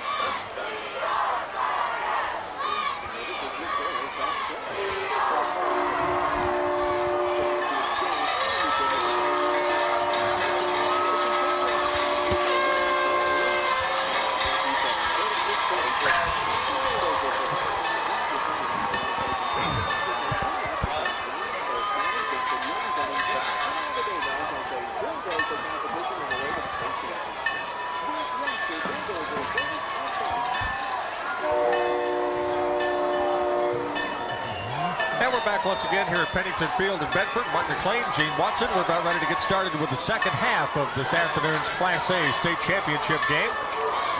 Glad that you're with us here today on News Radio 14, KTEL, Temple, Killeen, Belton.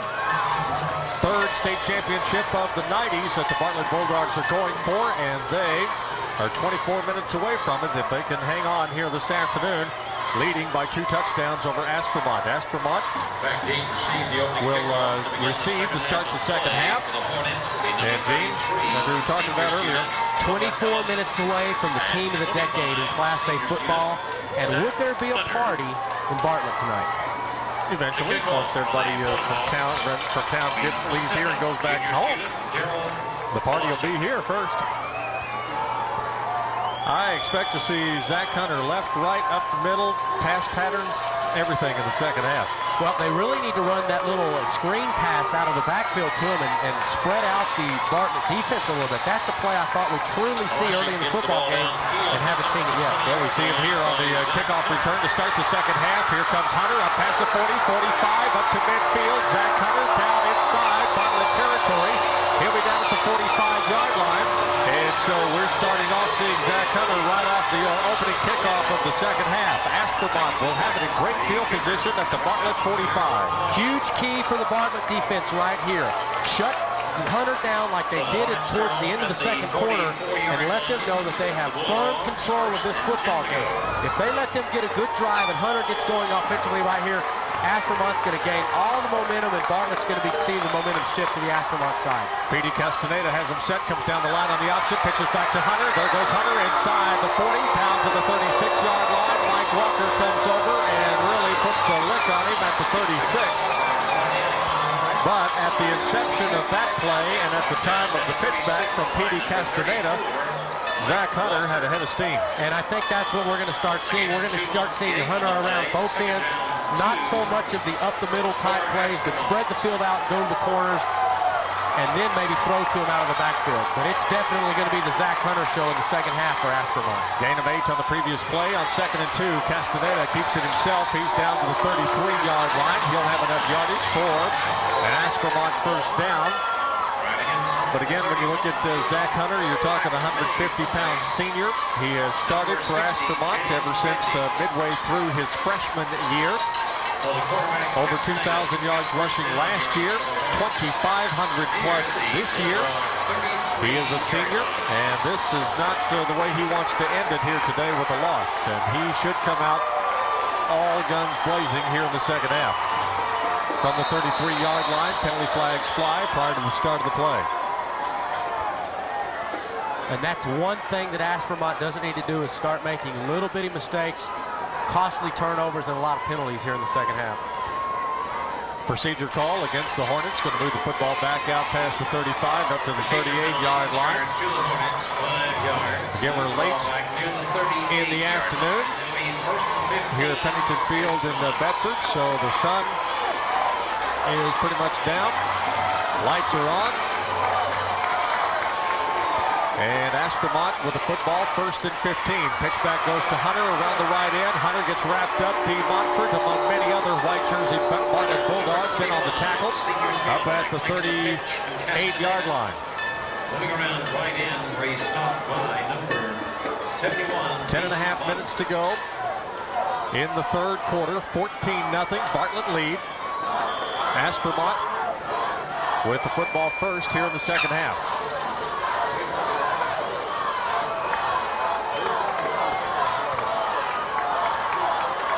Up to the line of scrimmage comes the Aspermont Hornets at the Bartlett 38-yard line. All right, fake handoff to Hunter, back to pass, Castaneda. Here comes the pressure. Castaneda goes down as he is hit from the backside. Football is loose. Robert Jones had him at the 40-yard line. They call it an incompleted pass as Robert Jones hit the pressure on Castaneda and then drops it back. And Castaneda is big hit from behind right there, and he is out of the field. But again, an incompleted pass, so the third line. Opportunity for the Bartlett defense right here. Down and 16 for Aspermont. At the Bartlett 39, Hornets need to get down to the Bartlett 23-yard line for a first down. Here goes the handoff to Zach Hunter. Hunter wrapped up by Robert Jones. Jones fights off the block, attempted by Aaron Rohn. Pushes Rohn aside, makes the tackle on Hunter at the 40-yard line, and Hunter is slow to get up. And Robert Jones is physically whooping the offensive lineman from Aspermont right now, and he is taking charge on that left side of the Bartlett defensive line. So Zach Hunter will come off the field over here to the near side. We have 9 minutes and 41 seconds to go, third quarter. And Bartlett defensively has started right where they left off in the second quarter. 4th and 16 for Aspermont. 14-0. Bartlett leads it. Brett Metter will stand back at midfield. Nathan Davis will be back at his own 10-yard line to receive the punt. Bartlett already blocking one punt this afternoon. We'll see if they load up here in the middle of the field. Snap from center is dropped by Metter back at his 45-yard line. He's looking for some place to run. Now he comes over here to the near side, drops the football at the midfield. Picked up here on the near side. Picked up by the Bartlett Bulldogs, and running it down here on the near sideline was Kevin Williams. Williams inside the 15, down to the 13-yard line. Well, when we saw Aspermont do it late in the second quarter, they've just done again. Absolutely self-destruct. They've had trouble with the snaps all afternoon. They've had one punt block. Another bad snap there where the punter just didn't handle the snap.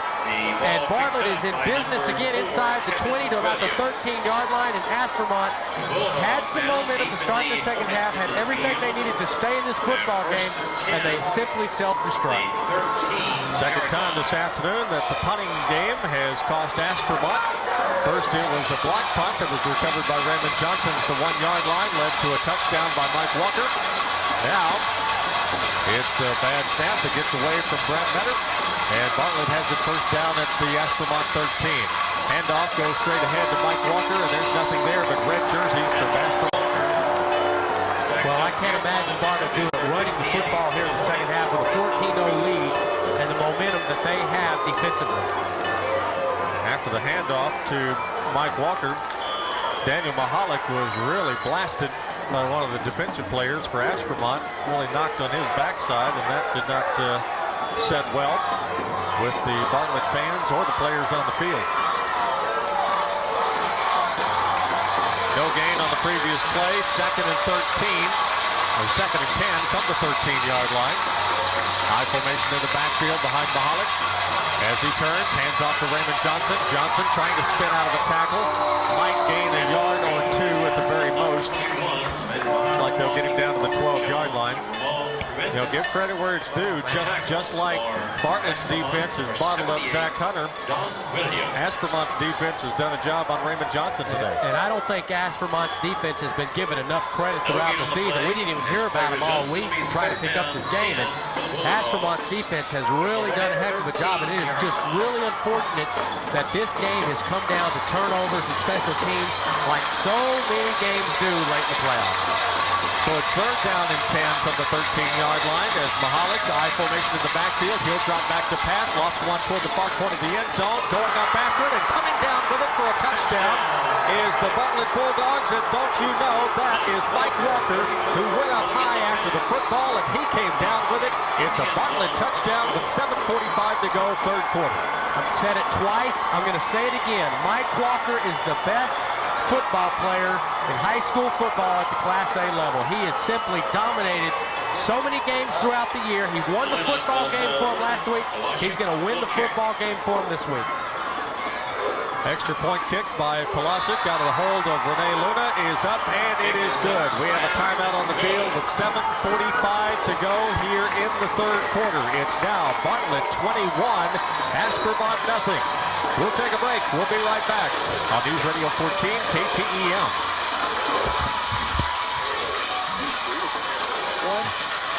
Yeah, it's fine. The Bulldogs touchdown, covering 33 yards, 3 offensive plays.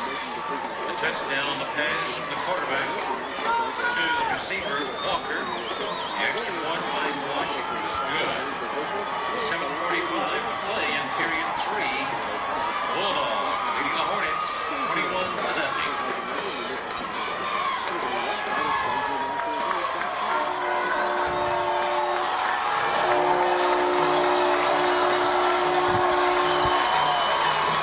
Minutes and 45 seconds to go here in the third quarter. Mike Walker with his third touchdown of the afternoon. One on an interception return, one on a 1-yard run, and this one on a 13-yard pass from Daniel Mahalik. Darryl Pulisic kicks 3 extra points this afternoon, and it's a 21-0 Bartlett lead. And Gene, watching you talking there a moment ago about how good a player Mike Walker is. Now remember, honorable mention. Class A All-State team. I'd like to know who voted for that team because they didn't go to Bartlett to see Mike Walker play this year. No, I don't think they did either. All right, Pulisic's kickoff. High and over to the far side of the field, taken at the 21-yard line by Zach Walker. Here's Walker down the far sideline, pass of 40 up to the 45-yard line. Knocked out of bounds. They're going to call him out at about 37. The Hornets will take the ball and into play the second possession, 7th half. Well, Bartlett's defense, if they can shut them down here, they can really, really take command of this football game. And you talked about sharks smelling blood early.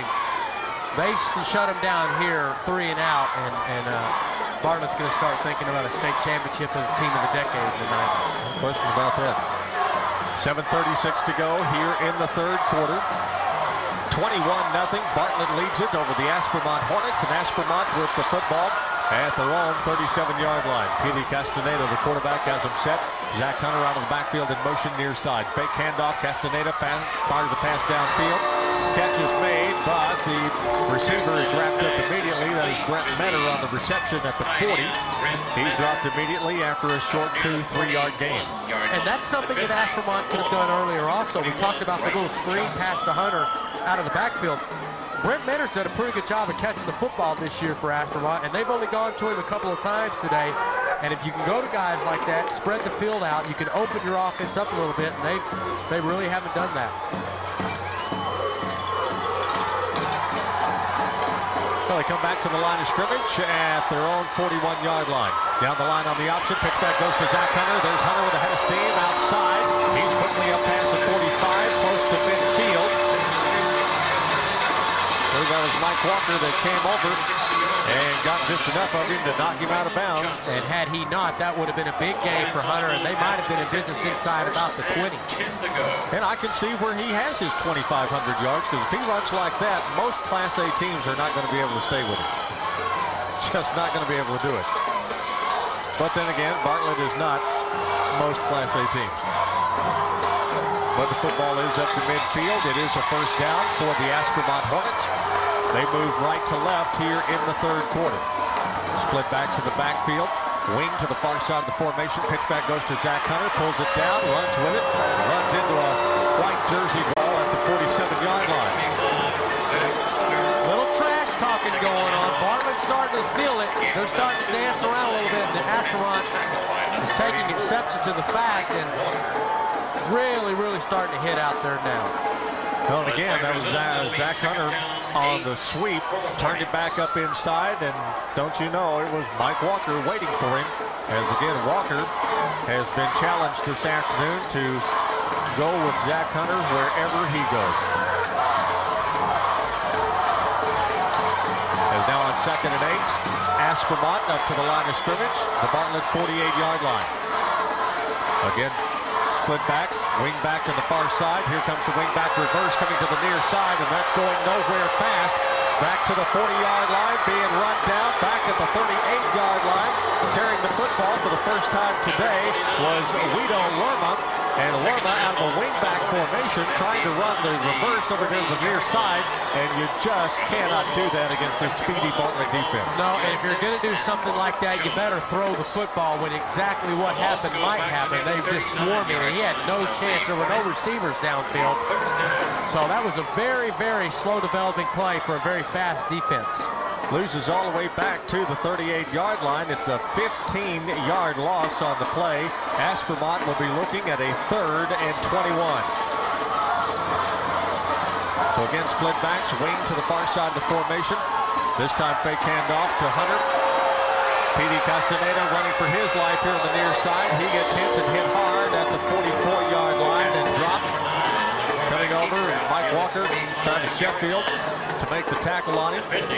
James Randing almost had him late in the backfield, but he got away from him. And with the 21-0 lead, 5 minutes left to go in the third quarter, I know you can't ever discount a comeback, but might we see some of the younger Bartlett Bulldog players come in on the next series? Number 86, back to punt. It may be early for them.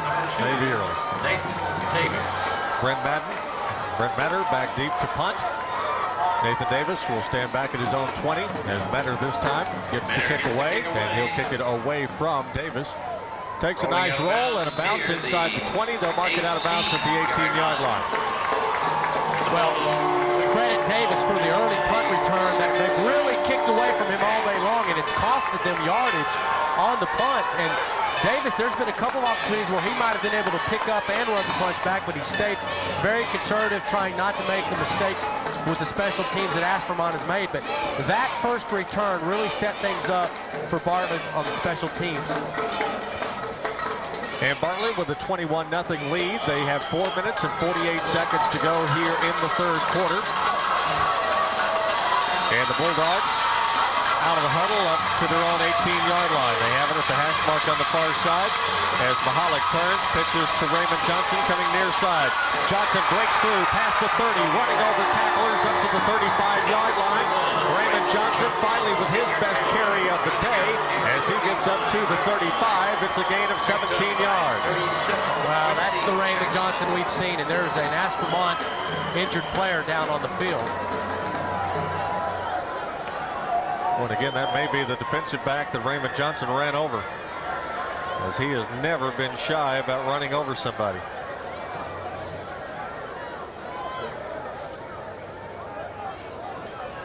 You know, it's just one of those things where Aspermont coming into the game today, they were picked as the favorite just because they defeated the top-ranked Wheeler team last week. But Aspermont has not seen a team like Bartlett with the speed and the size and just the tenacious behavior.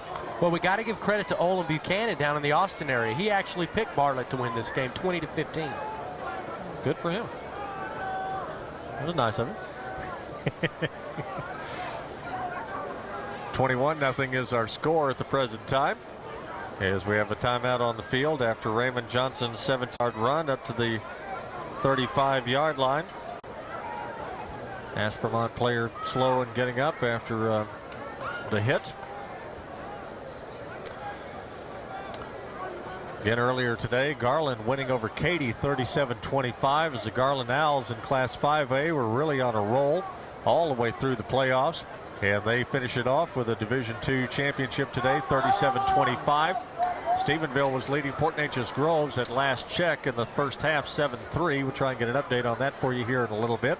And Salina had quite a large lead, 38-0 at last check over Elysian Fields in the Class 2A Division II championship game. Commerce and Sealy down the highway tonight from us at Texas Stadium. Both teams undefeated. Commerce 15-0, Sealy at 14-0. Sealy going for their 5th state championship of the 90s. We talk about what Bartlett has done. Boy, Sealy 4 straight. Gee, 4 straight. Had a chance at 5 straight last year and didn't get there. And so they're back at it again this year. Well, the Garland Owls really dominated a lot of good football teams this year, and this really opens up the debate of if you had a Garland-Midland Lee matchup, who would be the winner of that football game. And I would have loved to have asked our halftime guest what the UIL plans to do. I don't think there's any merit in the fact that the enrollment has anything to do with the talent that you put on the field. You still have to put 11 players on the field. Well, we have a timeout on the field. Here's are bringing out a stretcher for the Aspermont player who has remained on the field since the tackle attempted in there a moment ago. So a timeout on the field with 4 minutes and 40 seconds to go, third quarter. It's Bartlett 21, Aspermont nothing. Let's take a break. We'll come back in just a moment here on News Radio 14 KTEM. Snyder salvaged the final of that Salina game was 38-7. Okay. And they're at halftime right now at Stevensville again on Bartlett.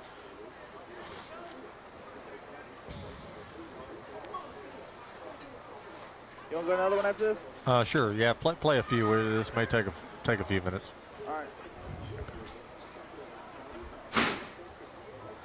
Like every time I come here, somebody gets hurt.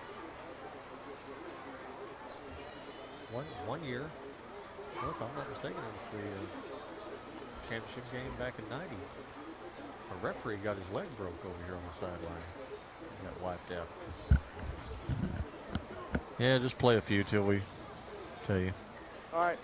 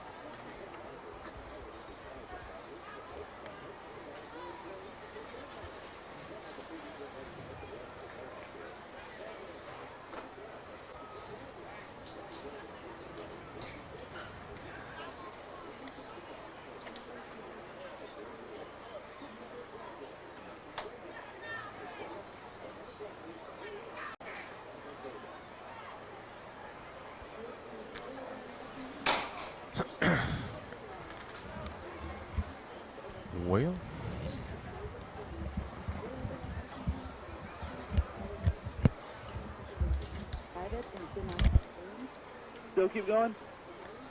Yeah, just a little bit more. All right. I mean, I guess everybody's going to get way over their allotted commercials, right? At 527-3378. Which is fine. Willow Bell Nursing Home in Bartlett. Yeah. That's fine. First National Bank of Holland is family owned and operated by the Winnie family. In business since 1905, First National Bank of Holland is a perfect example of hometown banking. Alan Newby, the bank president and chairman of the board, Charlene Winnie, want everyone to feel at home in the Well, that poor kid, that's, I want to say that's 37. He's the same one that Walker knocked a fool out of in the first half. The bank wants to wish the Bartlett Bulldogs the best of luck. Member FDIC. Blackland Burger Bar on Highway 95 in Bartlett supports the Bulldogs. Karen and Paul Thompson and all the employees want to invite everyone to come by. 14-6 Stephenville at the beginning of the third. Alrighty. Great. Barn also offers tacos, taco salads, burritos, and they have hand at the Bluebell and soft serve ice cream. Enjoy banana splits and sundaes as well as hot dogs, chili dogs, and footlongs. And try the chicken fried chicken plates or sandwiches at Blackland Burger Bar on Highway 95 in Barton. Open 6 days a week, closed Tuesday. Goodnight Funeral Home has been serving the Bartlett and surrounding areas for over 40 years. We're proud to be a full-service funeral home meeting the needs of our families at any and all times. Our professional staff of funeral directors will meet with families to make funeral arrangements or simply discuss arrangements and share funeral and pricing information at no obligation. We're also able to assist families with the selection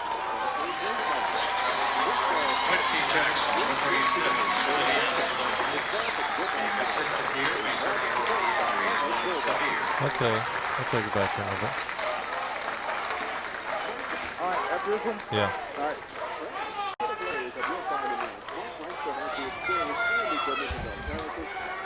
Flanagan, the final 38-11, and this is 14-6 beginning of the third. Okay. Alrighty, yeah, bring it on back.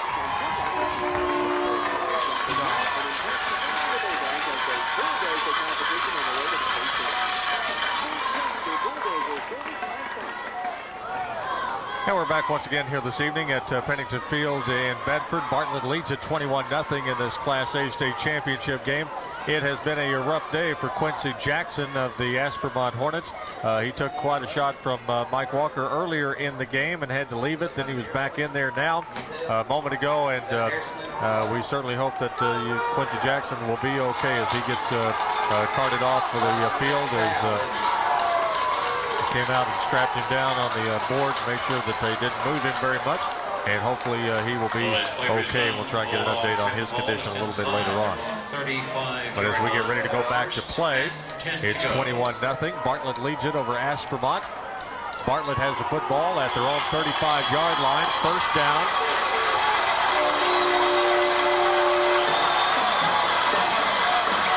So Mahalik has the Bartlett Bulldogs set. I formation in the backfield. Pitch back goes to Raymond Johnson around left end. Johnson gets up to the 38-yard line before he's brought down. Moses Calamaco in on the tackle. One of the first to make contact for Aspermont. Well, that's pretty much got to be the game plan for Craig Agnew and his Bartlett Bulldogs for this time out. With 4:10 left to go in the third quarter, they're going to run the football from sideline to sideline and really try and wear this Aspermont defense out and just run the clock out and go home with their third state title in the 90s. Under 4 minutes to go here in the third quarter. Line of scrimmage now, the Bartlett 38-yard line. Bulldogs going left to right here in the third quarter. They have it at the hash mark on the far side. Here comes the pitch back to Raymond Walker. That's Mike Walker here to the near side. And Mike Walker gets up to the 45 to the 46-yard line. He will have enough yardage for the Bartlett first down at the 46 after a gain of about 8 yards. Safety, Stephen Ellis.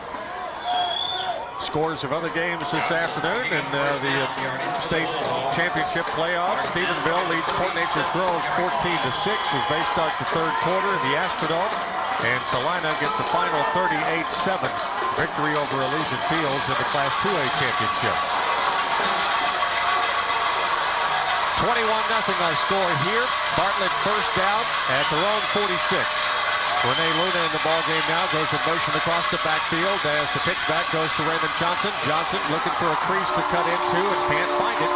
as he gets brought down at the 46-yard line after a short gain. Bulldogs moving to his left. And Aspermont's defense just 76, defensive tackle, Chad Brennan. They just won't give up. They are continuing to play hard, and they've really done a great job of shutting down all the weapons that the Bartlett Bulldogs have.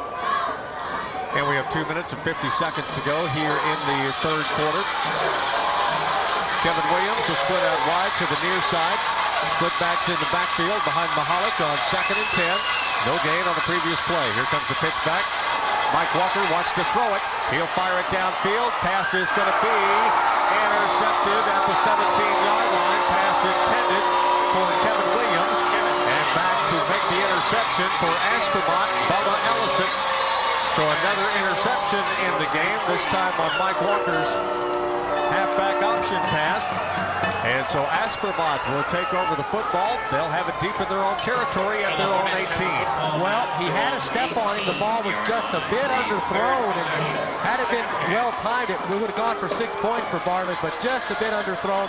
But a great call, a little bit crazy with a 21-0 lead, but still a decent call, and you got really nothing to lose there. It looked like Mike Walker had slipped back on his heels again. We've seen him do it a few times today, as now on first down, handoff goes to Zach Hunter. Here goes Hunter at the 30, at the 40, sidesteps the tackler and brought down at the 49-yard line. As just getting a shoelace on him was Kevin Williams on the tackle. If it wasn't for that, Zach Hunter would still be running. That is 6 points all the way. Great run out to the 49-yard line. It's a 32-yard pickup for Zach Hunter. That's the longest gain for him this afternoon, and that's what you really want to hope is not to shut him down, but just to contain him, and they've done a great job of doing that. First down, Aspermont, just shy of the midfield stripe. Motion across the backfield. Single back in the backfield is Hunter. Down the line of the option. Castaneda pitches it back to Hunter. Hunter on the run once again. Sidesteps a tackle. Spins out of another tackle. He's inside the 20 to the 10. It's a touchdown to the Aspermont Hornets. 51 yards on the run for Zach Hunter. That drive, Zach Hunter, from end to end of the field in 2 plays. 83 yards in 2 plays.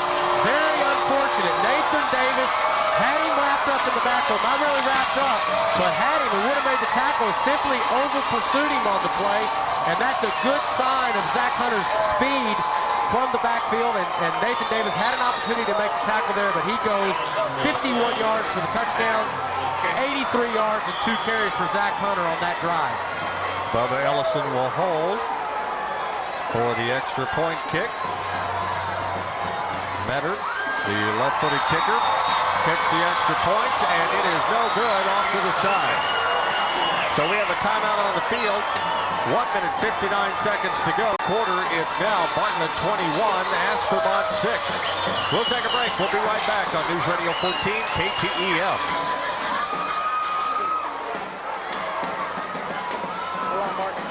Just 1 minute.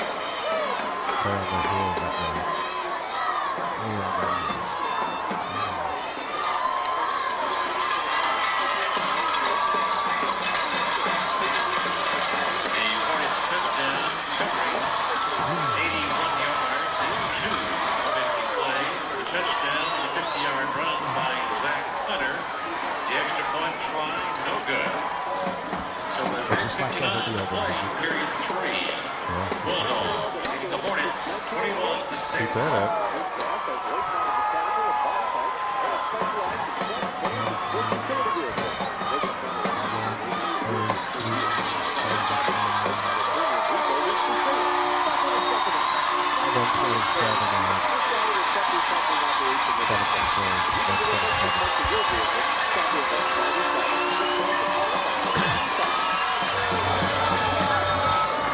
One minute 59 seconds to go. Third quarter. It's now Bartlett 21, Aspermont 6 after the 51-yard touchdown run by Zach Hunter. Extra point kick was no good. 21-6 our score. And for Zach Hunter, 2 plays, 82 yards. He did it all that drive. And that'll quickly put him over the 100-yard mark. 17 carries for 127 yards. But again, if Bartlett can get something going, that's really the first good offensive drive we've seen by either team today, right there. and it happened in such a hurry that it was tough to even notice. But and now here comes breaking out of the pack is Aspermont on a quick kick, a quick onside kick. Bartlett was ready for it. They had everybody up front on about 10 yards apiece difference between the front line and the second line. They were ready for it. And Daryl Polasic comes up with the football. And so Bartlett will take the football at the 47-yard line. Aspermont trying to just break out of the pack there with a quick kickoff and a short kickoff, and it didn't work. And that's an act of desperation right there. You've just driven the ball right down the field in a hurry. 21-6. You've still got 13:35 left to play in the game. And just like to start the game, sort of a desperate act by Aspermont. And Bartlett gets great field position where they haven't really moved the ball all day offensively, and if you can pin them back, you can start to get some field position. So they really shoot themselves in the foot right there by doing that. 1 minute 35 seconds to go here in the third quarter. Again, it's 21-6. Bartlett leads it over Aspermont, but again, for Coach Gary Rowan and his Aspermont Hornets, I guess you take that gamble now that you've gotten a score, and you leave it up to your defense to hold Bartlett down again. But you take the gamble. If you get the onside kick, then you've got some momentum, and you try and make something of it. Yeah. But now if you're Bartlett, though, you got to take this and drive down the field. And this game's been about field position. The whole game, Bartlett's had it the whole game, and you have a chance to pin it back, and you really shoot yourselves in the foot by being desperate. Daniel Mahalik, the Bartlett quarterback, has it set. Larry Flowers comes across the backfield and set that. That's Nathan Davis coming across the backfield in motion. Football is loose in the backfield, and Mike Walker very lucky to get on it at the 46-yard line. Mike Walker stopped behind the line of scrimmage.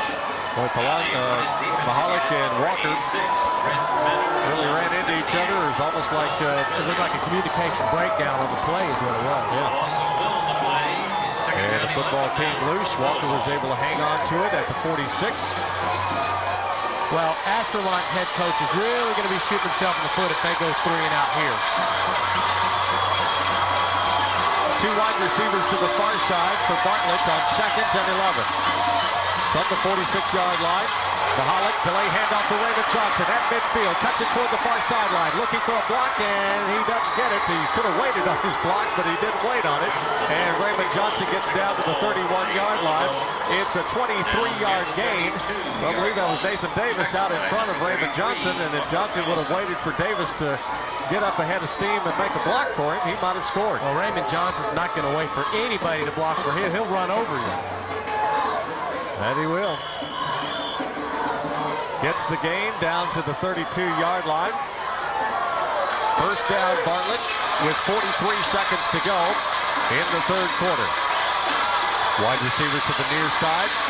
Slot back inside him. Eye in the backfield as Mahalik turns, pitches to Johnson. Johnson cuts it back up the middle of the field. He's inside the 30, down to the 27-yard line. Aspermont says the football was loose. The officials agree. Coming up with the fumble recovery was Moses Scalamanco for Aspermont. And there's 24 seconds left to go in the third quarter. If Aspermont gets a drive on this drive like they did the last drive, they got ourselves a football game. No question about that, as Aspermont is going to have the football now at their own 27-yard line. And this is where I have to disagree with the onside kick, because anything like this can happen, and this would be happening at about the 50 instead of your own 26 right now. So Petey Castaneda and the Aspermont offense back on field. Handoff comes to the near side, up past the 30 to the 31-yard line is Zach Hunter. And we may have seen a dose of Bubba Ellison in the first half, but you got to believe we're going to see a steady diet of Zach Hunter here in the fourth quarter. Bubba's going to be touching the football much here. And that should be the final play of the third quarter here this afternoon. 21-6. Bartlett leads it over Aspermont to the Class A State Championship as we go to the fourth quarter. Fourth quarter action coming up in just a minute on News Radio 14 KTEM. 1 minute, fine. Is Marshall already gone?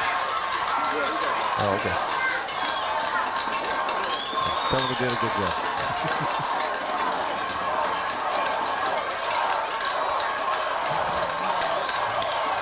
What? So you never asked him to do that.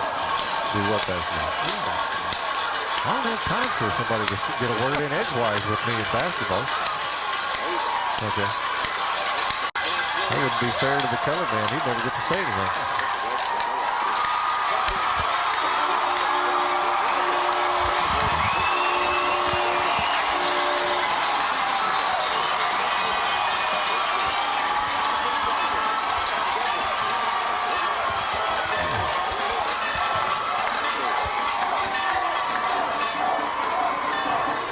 21-6 is our score. Bartlett Bulldogs lead it over the Aspermont Hornets. Mark McClain, Gene Watson. We get ready to start the fourth quarter of the Class A state championship game here from Pennington Field in Bedford. And as we start the fourth quarter, it's a 2nd and 6 situation for the Aspermont Hornets. They have the football at their own 32-yard line. Aspermont now will go left to right here in the fourth quarter. Castaneda, the quarterback, sends everybody out of the backfield. He drops back to pass, slips down, has to pick the football up and just try and get what he could out of it. And he will get maybe just back outside the 30-yard line. He'll lose about a yard on the play. Well, Aspermont can't expect to throw the football and have any success.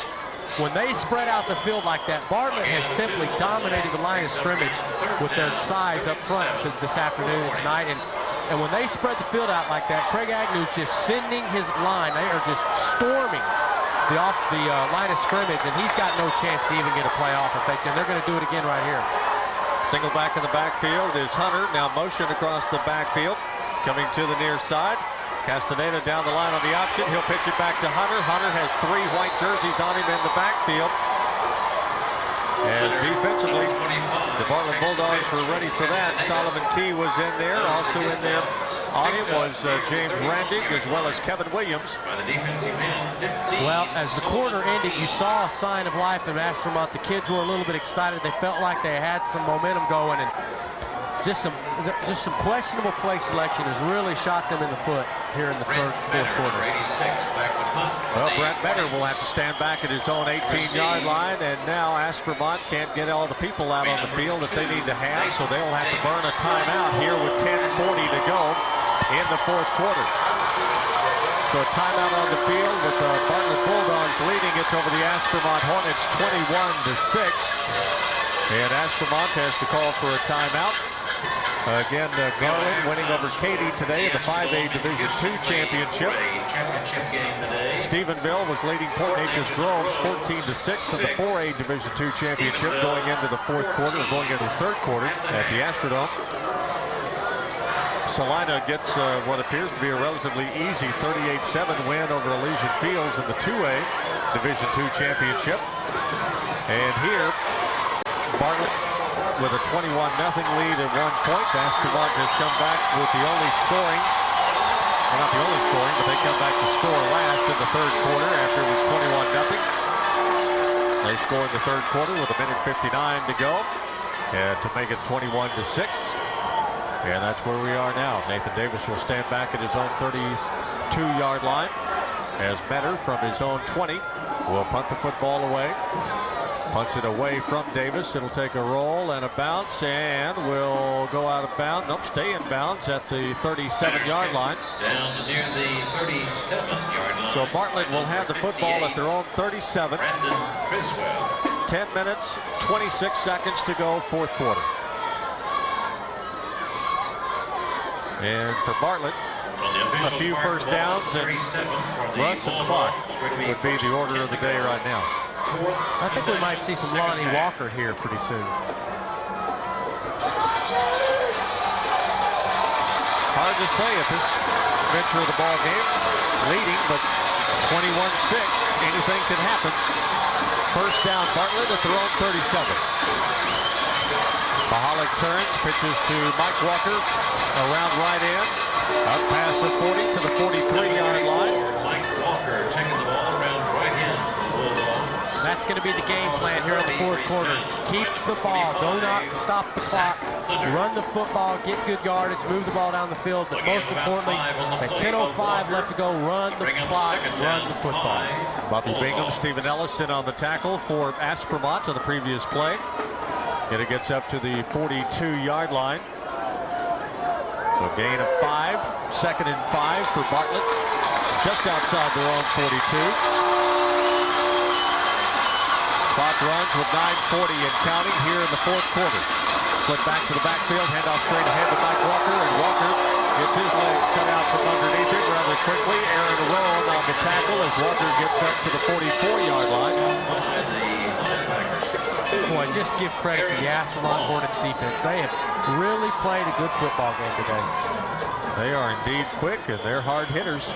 Bartlett has just come at them with so many weapons and so many variations offensively. They just haven't been able to calm them down at all. And then the two big mistakes early in the game. Coming up on 9 minutes to go here in the fourth quarter. Bartlett will send two wide receivers to the near side.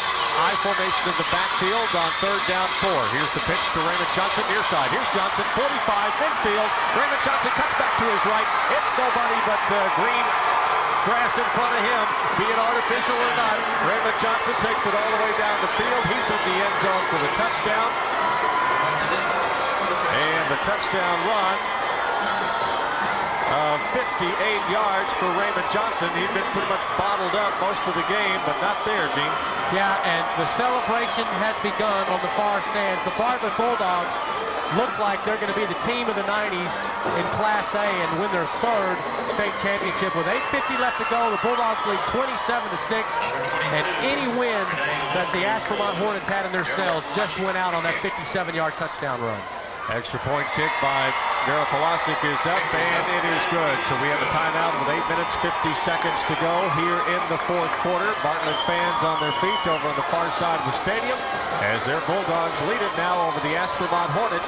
Our score, Bartlett 28, Aspermont 6.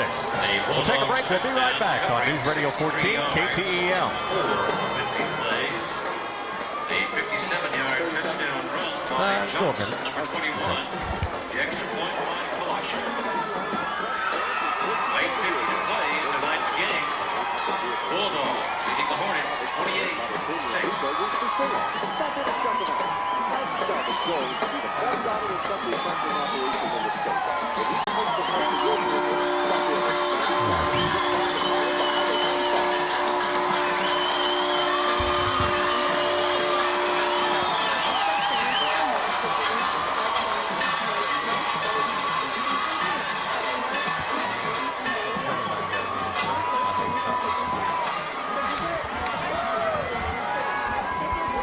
Going to get one.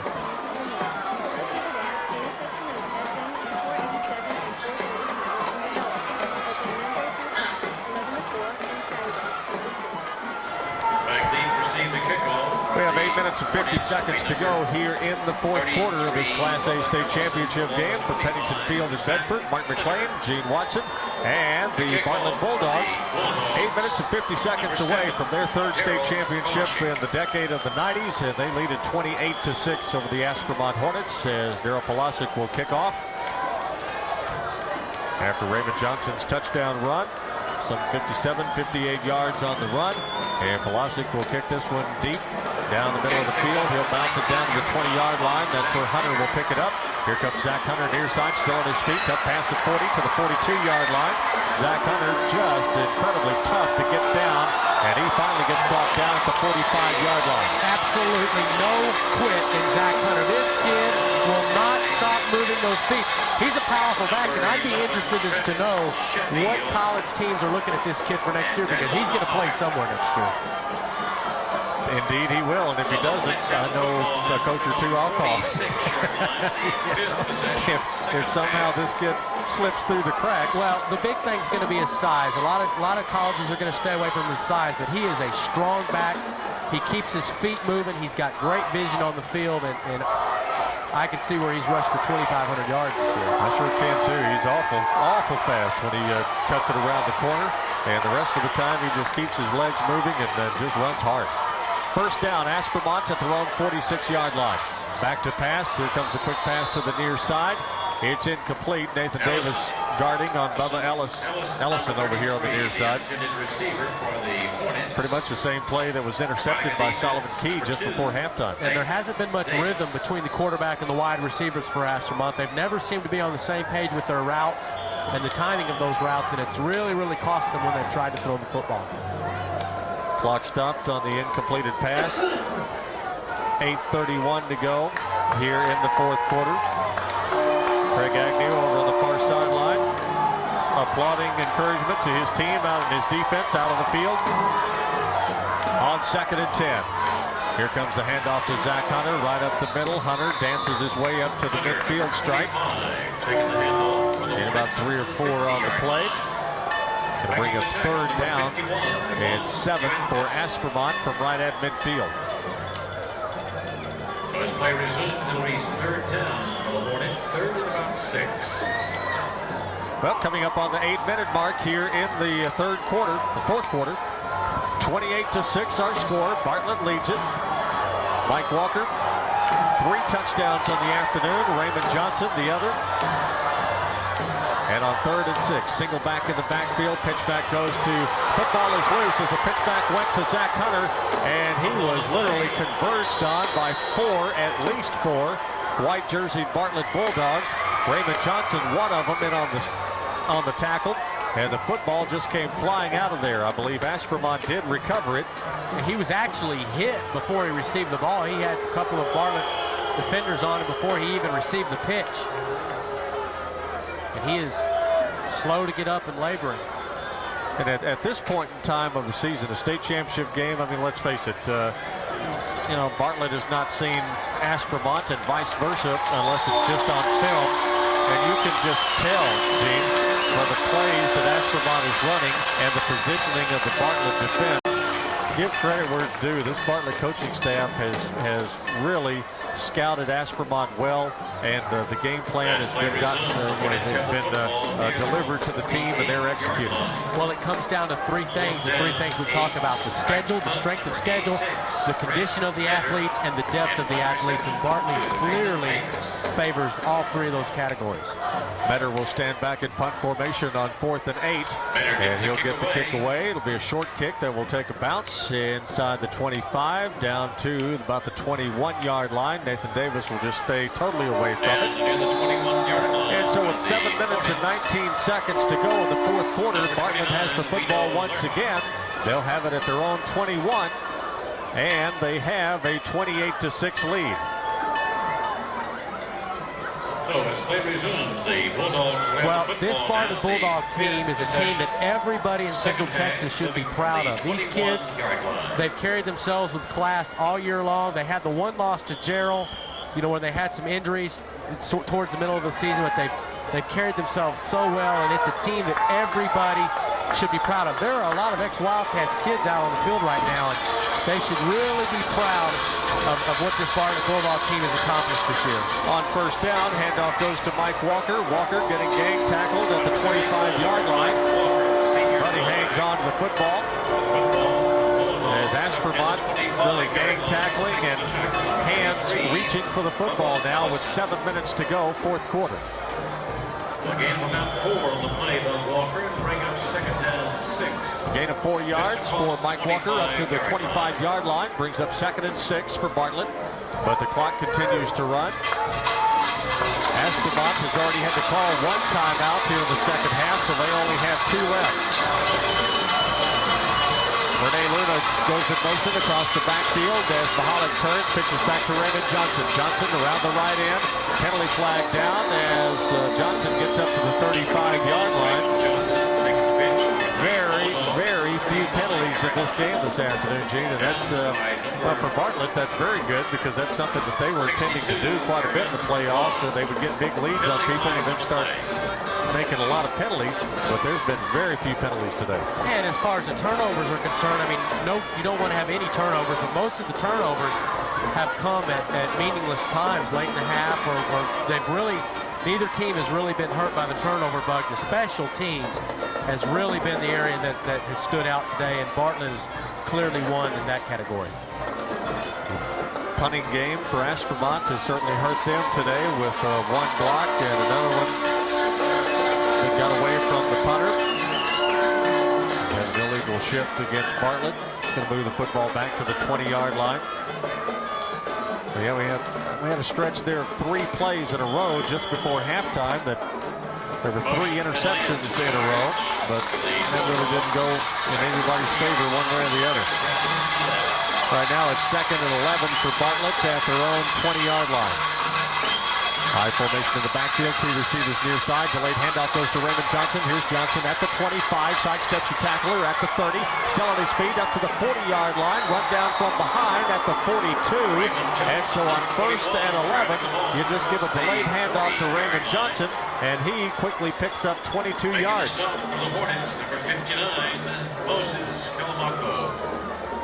Not a bad game plan. Not bad at all. Give Raymond Johnson the football and let him run. 1st and 10 for the Bartlett Bulldogs, moving now from their own 43. We'll gain him 23 up to the 43-yard line. So Raymond Johnson gets to the 43. Bartlett first down with 5:52 and counting as the Bulldogs now begin the slow walk out of the huddle up to the line of scrimmage. Burn all the time they can. Flip back to the backfield, slot to the near side. Mahalik turns, hands off to Mike Walker. Here's Walker, near side. Out past the 45, up to the 48-yard line.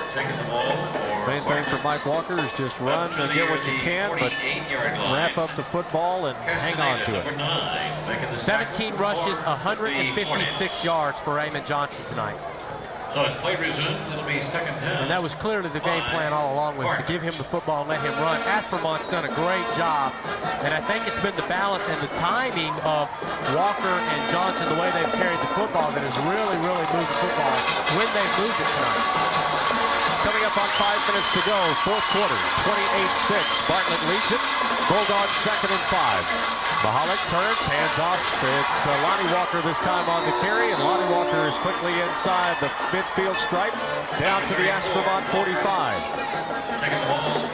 Well, now we start to see the future. 30-45-yard line. Lonnie Walker, 160-pound sophomore, coming into the game today. 1,255 yards rushing, 20 touchdowns.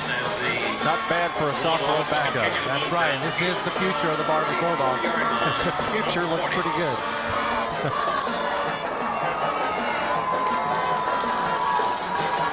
1,255 yards on the season for Lonnie Walker. That play gets down to the 44-yard line, so it's a gain of 3 there for Lonnie Walker on the previous play. Now here comes the pitch back to Mike Walker around the right end, and he's inside the 40, down to the 39-yard line. So a quick gain there. I hope that everybody that voted for Mike Walker as honorable mention All-State are in the stands tonight and saw the football game he played today. Well, I would think, well, obviously, if you got voted honorable mention, then somewhere there's a lack of votes in there.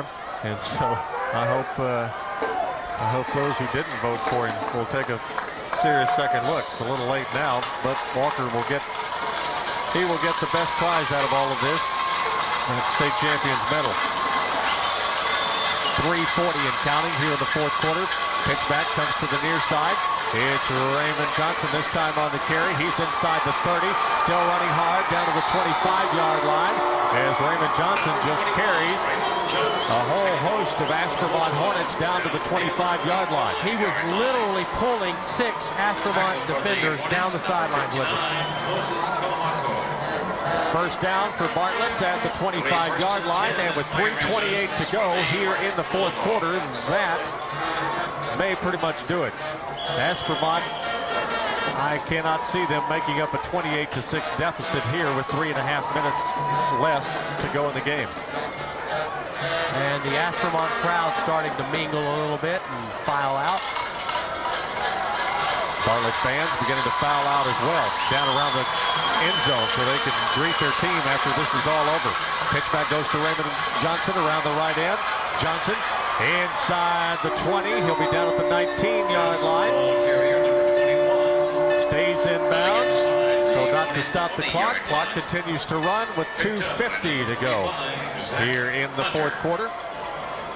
Well, Central Texas really needs to embrace this team. Whatever you can do to honor this team, we need to do it with the Telegram and the newspapers in the area. A lot of the local media need to really step up and honor this Bartlett Bulldog football team. They have really served Central Texas well, and they are an outstanding group of young men. Question about that. 2.5 minutes and counting here in the 4th quarter. Bartlett slowly up to the line of scrimmage, which is the Aspermont 19-yard line. High formation in the backfield. The handoff goes straight ahead. And let's let's see. So if the football came loose there or not. Apparently not. It's Mike Walker on the carry. And Mike Walker gets down inside the 15 to the 14-yard line. About a 5-yard gain there. And it's first down for Bartlett. And isn't it ironic that the first strong drive of the night offensively for the Bulldogs will be the last one of the season? Maybe so. The one to really seal it. 2 minutes and counting here in the fourth quarter. As Bartlett on first down up to the line of scrimmage. Mahalik will turn and hand off to Lonnie Walker. Walker right up the middle of the field. He's in the end zone for a Bartlett touchdown. Lonnie Walker, the sophomore, gets his 21st touchdown of the season, and it comes with 1:46 to go in the fourth quarter to extend the Bartlett lead to 34-6. Well, there's the future, folks.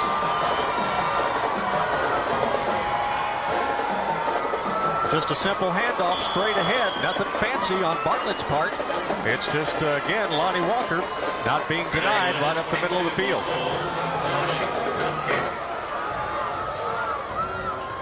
And now the extra point kick by Polasic is up, and it is good out of the hold of Rene Luna. After the 14-yard touchdown run by Lonnie Walker, it's now 35-6. Bartlett leads it over the Aspermont Hornets. We have 1:46 to go here in the fourth quarter. So Bartlett 35, Aspermont 6. We'll take a break and be right back on News Radio 14 KTEL. 79 yards in 2 minutes 32 seconds. 10 offensive plays, the touchdown, 14-yard run by Walker, the extra point by Polasic. Good.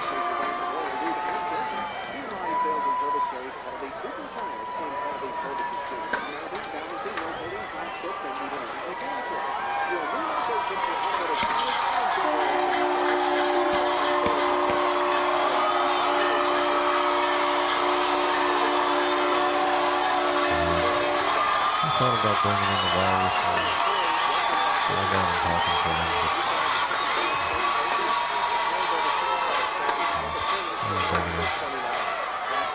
You didn't bring it? I got it out in the car. I thought maybe about somehow getting him to come up here. 10 rushes, 146 yards for Eamon Johnson in the second half.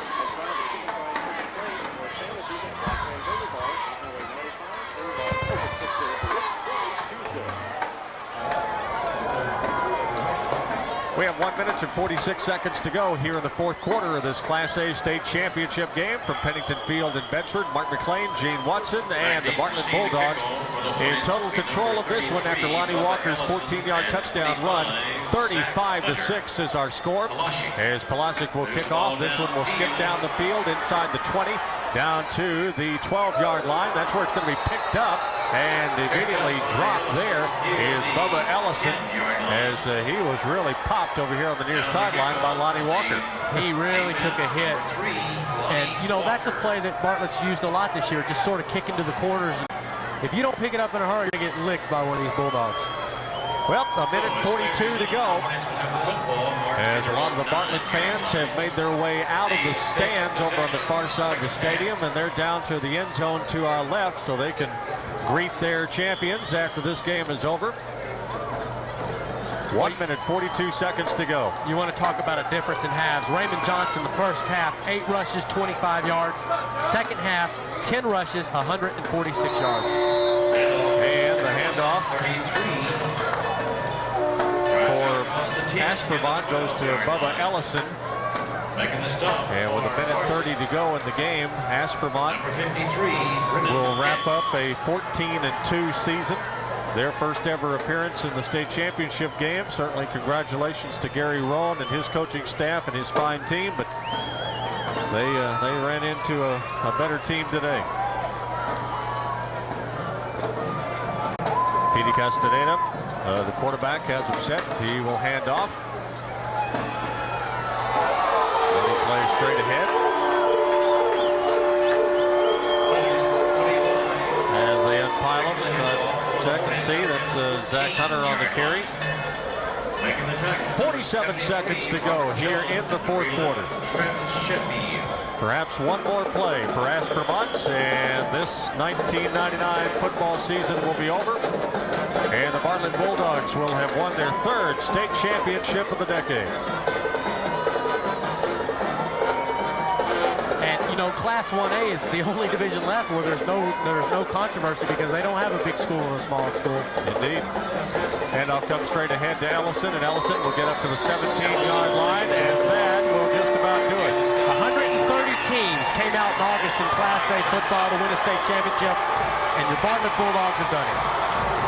And they have done it convincingly here this afternoon, 35-6 over the Aspermont Hornets. That is your final score.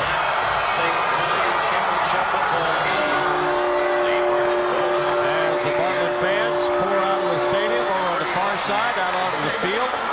And Bartlett players running all over the field as well in jubilation as they have won it here this afternoon and this evening. 35-6 is our final score as the Bartlett Bulldogs win the Class A state championship over the Aspermont Hornets. And again for Bartlett, they had wins over Milano and Apple Springs, Falls City, Charlotte, and Detroit to get to this game.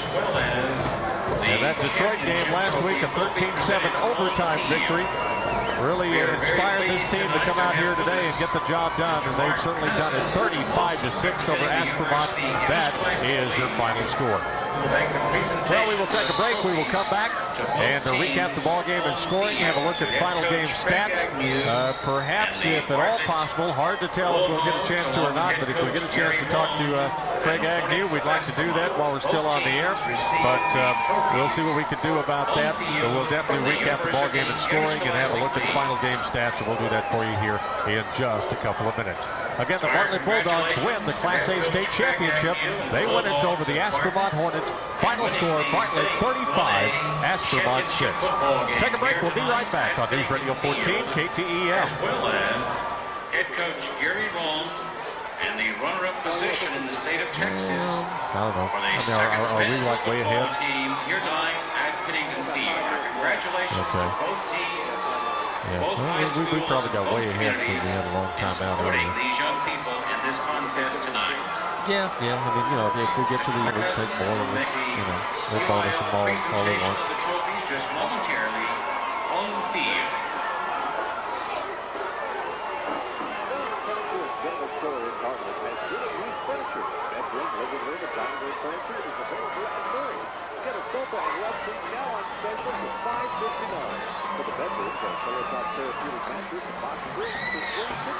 Again, we want to say thanks for being with us tonight. Thanks for choosing Pennington Field as your state 1A championship site.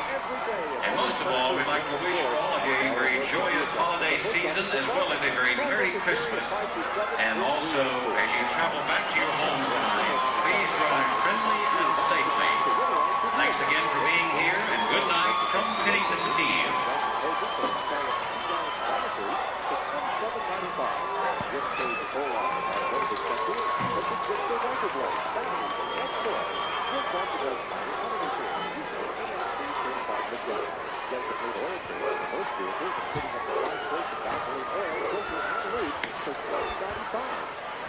Bartlett is our power. I don't have a clue where the guy is going to present the trophy. Oh, okay. No, that's fine. I don't know if we'll have a chance to get him up here to talk to him at all. So, Coach. And I'm sure boss is probably going to want us to go down on the field and do a wrap-up. 487 and 437 in Development. Open Monday through Friday, 11 to 4, and Saturday, 10 to 6. Back once again at Pennington Field in Bedford. Mark McLean, Gene Watson, 35-6 is your final score as the Bartlett Bulldogs win the Class A state football championship here this evening in Bedford. 3rd championship of the 90s. They win over the Monday Moguls back in 1990. They went out to San Angelo and defeated Sudan in 92. And here today, they win over the Aspermont Hornets. 35-6 is your final score. Quick check on the scoring in this afternoon's game. It was a scoreless first quarter. And then Bartlett scored with 5 minutes and 40 seconds to go in the second quarter. A 41-yard interception return by Mike Walker off of a P.D. Castaneda pass. Daryl Palasa kicked the extra point, and it was 7-0 Bartlett at that time. In the second quarter, with 2 minutes and 49 seconds to go before halftime, the Bartlett Bulldogs blocked a Brent Metter punt attempt. Raymond Johnson scooped it up and fell on it at the 1-yard line. Mike Walker ran it in on the very next play. After Palasic's kick, it was a 14-0 Bartlett lead. And then the Bulldogs went up 21-0 with 7:45 to go in the third quarter. A 13-yard touchdown pass from Mahalik to Mike Walker. After Palasic's kick, it was 21-0. And then Aspermont came back in the third quarter with 1:59 to go in the third. 51-yard touchdown run by Zach Hunter, who ran it 2 plays for the entire 83 yards of that drive. The extra point kick by Metter was off to the side, no good. It was 21-6 at that time. And then Bartlett in the fourth quarter with 2 touchdowns. First came with 8:50 to go in the fourth quarter. 58-yard run by Raymond Johnson. Palasic's kick made it 28-6 at that time. And then Bartlett run with 1:46 to go in the fourth quarter. 14-yard run, simple dive play right up the middle by Lonnie Walker. He scores the touchdown. Palasic kicks the extra point. 35-6 is your final score. And again, for Bartlett, third championship of the 90s. For Aspermont, their first appearance in a championship game. A team that was playing 6-man football just a short 6-7 years ago. And so they've come a long way to get here to this championship game. So congratulations certainly to their coaching staff. And as Craig Agnew down on the field hoisting one of the trophies that's presented here at Pennington Field for being the champions. And he'll also be presented with the other trophy by Mark Cousins of the UIL for the Class A state championship. But Aspermont ends up the season at 14-2. Bartlett ends up the season at 15-1. And they get the win here this afternoon, 35-6 over Aspermont to win the Class A state football championship. We will take a break. We'll come back. Gene Watson will have a final look at the game stats from today's championship game. And we'll do that here in just a couple of moments. Again, our score today, 35-6. Bartlett wins it over Aspermont. 35-6 is our final score. Back in a moment on News Radio 14 KTEL.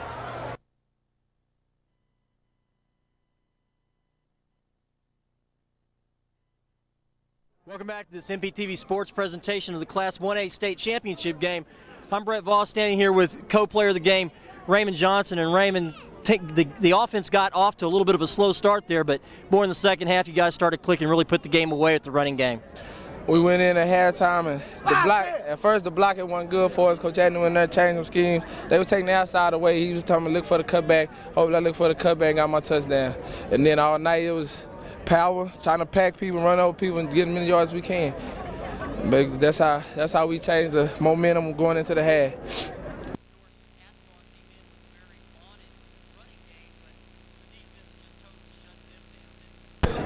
Yeah, basically a one-man team ain't beat us all year, and basically that's what they had. We scattered him for the whole week, and we shut him down, and that's what we need to do to win. Congratulations on the big state championship. We'll be right back with more of the postgame show right after this.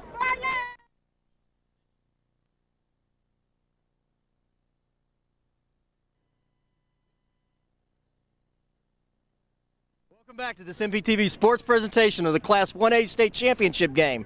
I'm Brett Voss along with Mike Walker here, co-player of the game. And Mike, after a slow start, you guys got the big play defensively and turned the game around.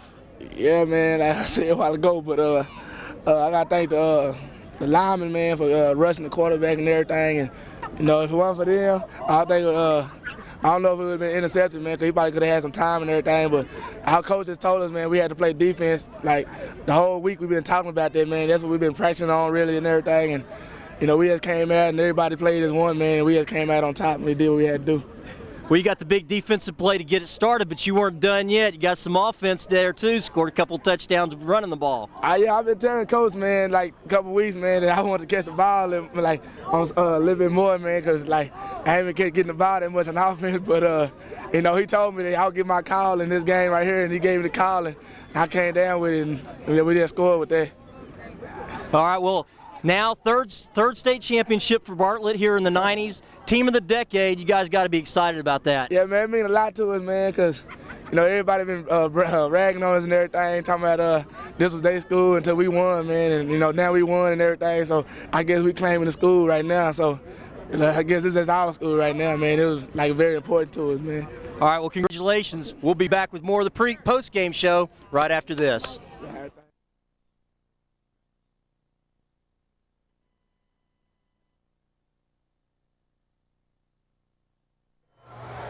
Back once again at Pennington Field in Bedford as again the celebration continues down on the field, right in the middle of the field. Bartlett, their state championship trophies being presented by the UIL and by the folks here at Pennington Field. Again, they do a fine job here in Bedford at Pennington Field, be it Santa Claus and the helicopter all the way to the trophy presentation. It's all pretty well choreographed here in Bedford. They do a fine job with it. And for Bartlett, it's their second state championship, and they remain undefeated on this field as they have won 3 games, all 3 games that they have played here at Pennington Field. 35-6 our final here today. Bartlett winning it over Aspermont to win the Class A football championship. And with a look at the final stats in today's game, there's Gene Watson. Well, I thought it would be an offensive battle. It ended up not really being. The 35 points by Bartlett, one coming on an interception return and one coming on a blocked punt.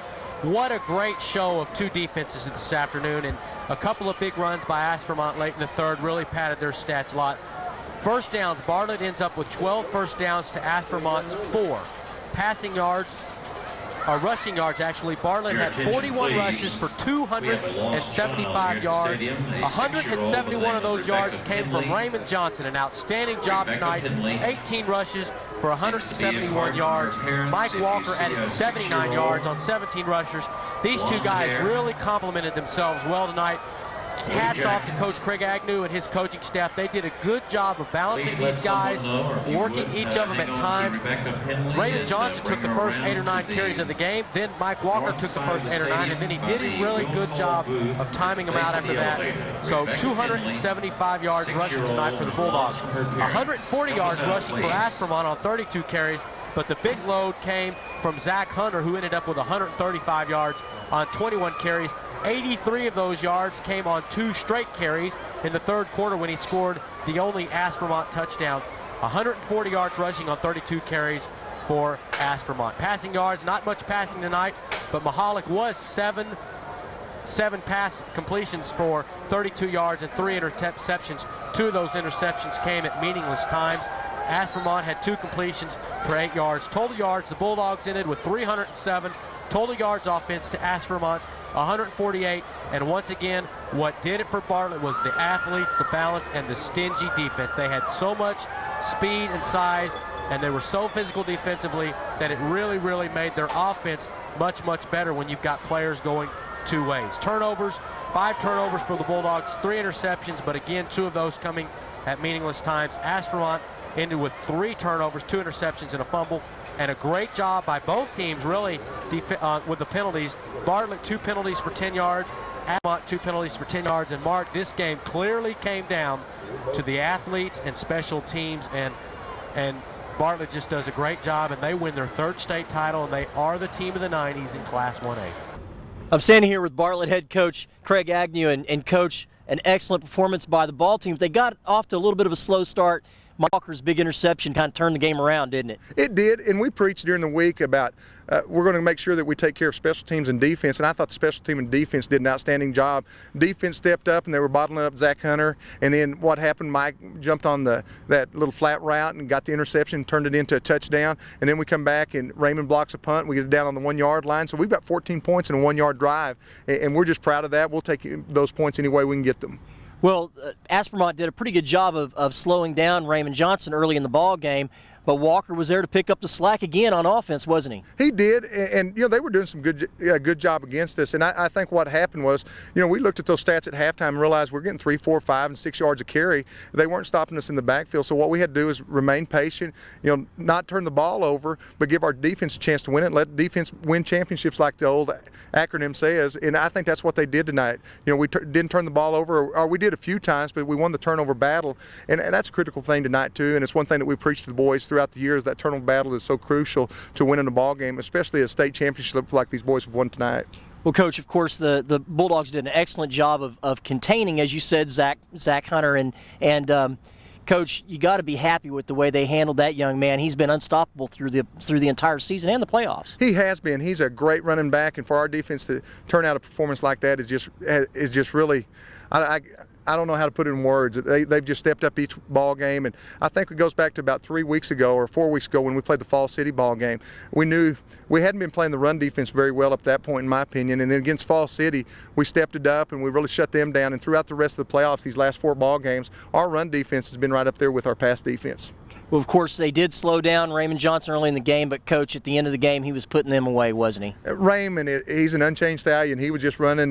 He wasn't going to be denied. He wanted that end zone bad, and I think one time it looked like one of those rugby scrums. He had about 7 of them on him, and he was just still pulling and tugging to get that end zone. He's a winner. These guys are a bunch of winners. We've got a senior class that's going to be hard to replace because of the amount of leadership that they give us as well as athletic talent. Well, Coach, you were part of a state championship as assistant coach in '92. Now you've got one as a head coach. It's got to feel good. It does. It's a different way to win a state championship, but I tell you what, anytime you win a state championship, all of them are special, and this one's just as special as '92, and '92 is just as special as this one, and I'm proud of these boys that they're going to have their own little piece of Bartlett, and they can come back in 10 years and they can see 1999 on our stadium, our weight room, throughout the town, that the '99 Bulldogs are in their place up there just like the 1992 Bulldogs. Well, are the Bulldogs a Class 1A team of the decade, Coach? I tell you what, if somebody wants to argue with 106 wins and 3 state championships, I don't see it in the state of Texas. All right, well, congratulations on a great season, Coach. Brett, we sure appreciate it and appreciate y'all's coverage this week. Thank you. Back to Gene and Mark.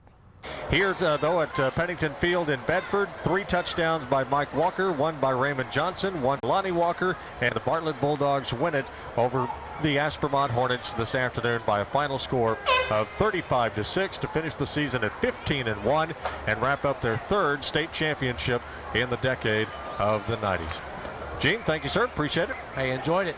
Indeed, we did as well, and we appreciate all of you for listening. And again, thanks to all of our sponsors of Bartlett Bulldog Football. We appreciate them very much for being a part of our Bartlett playoff broadcast. So 35-6, that is our final. Bartlett wins it over Aspermont to claim the Class A state championship here at Pennington Field in Bedford. That wraps up our broadcast here this evening. We appreciate you listening. 35-6, our final now for Gene Watson. This is Mark McLean saying good night from Pennington Field in Bedford.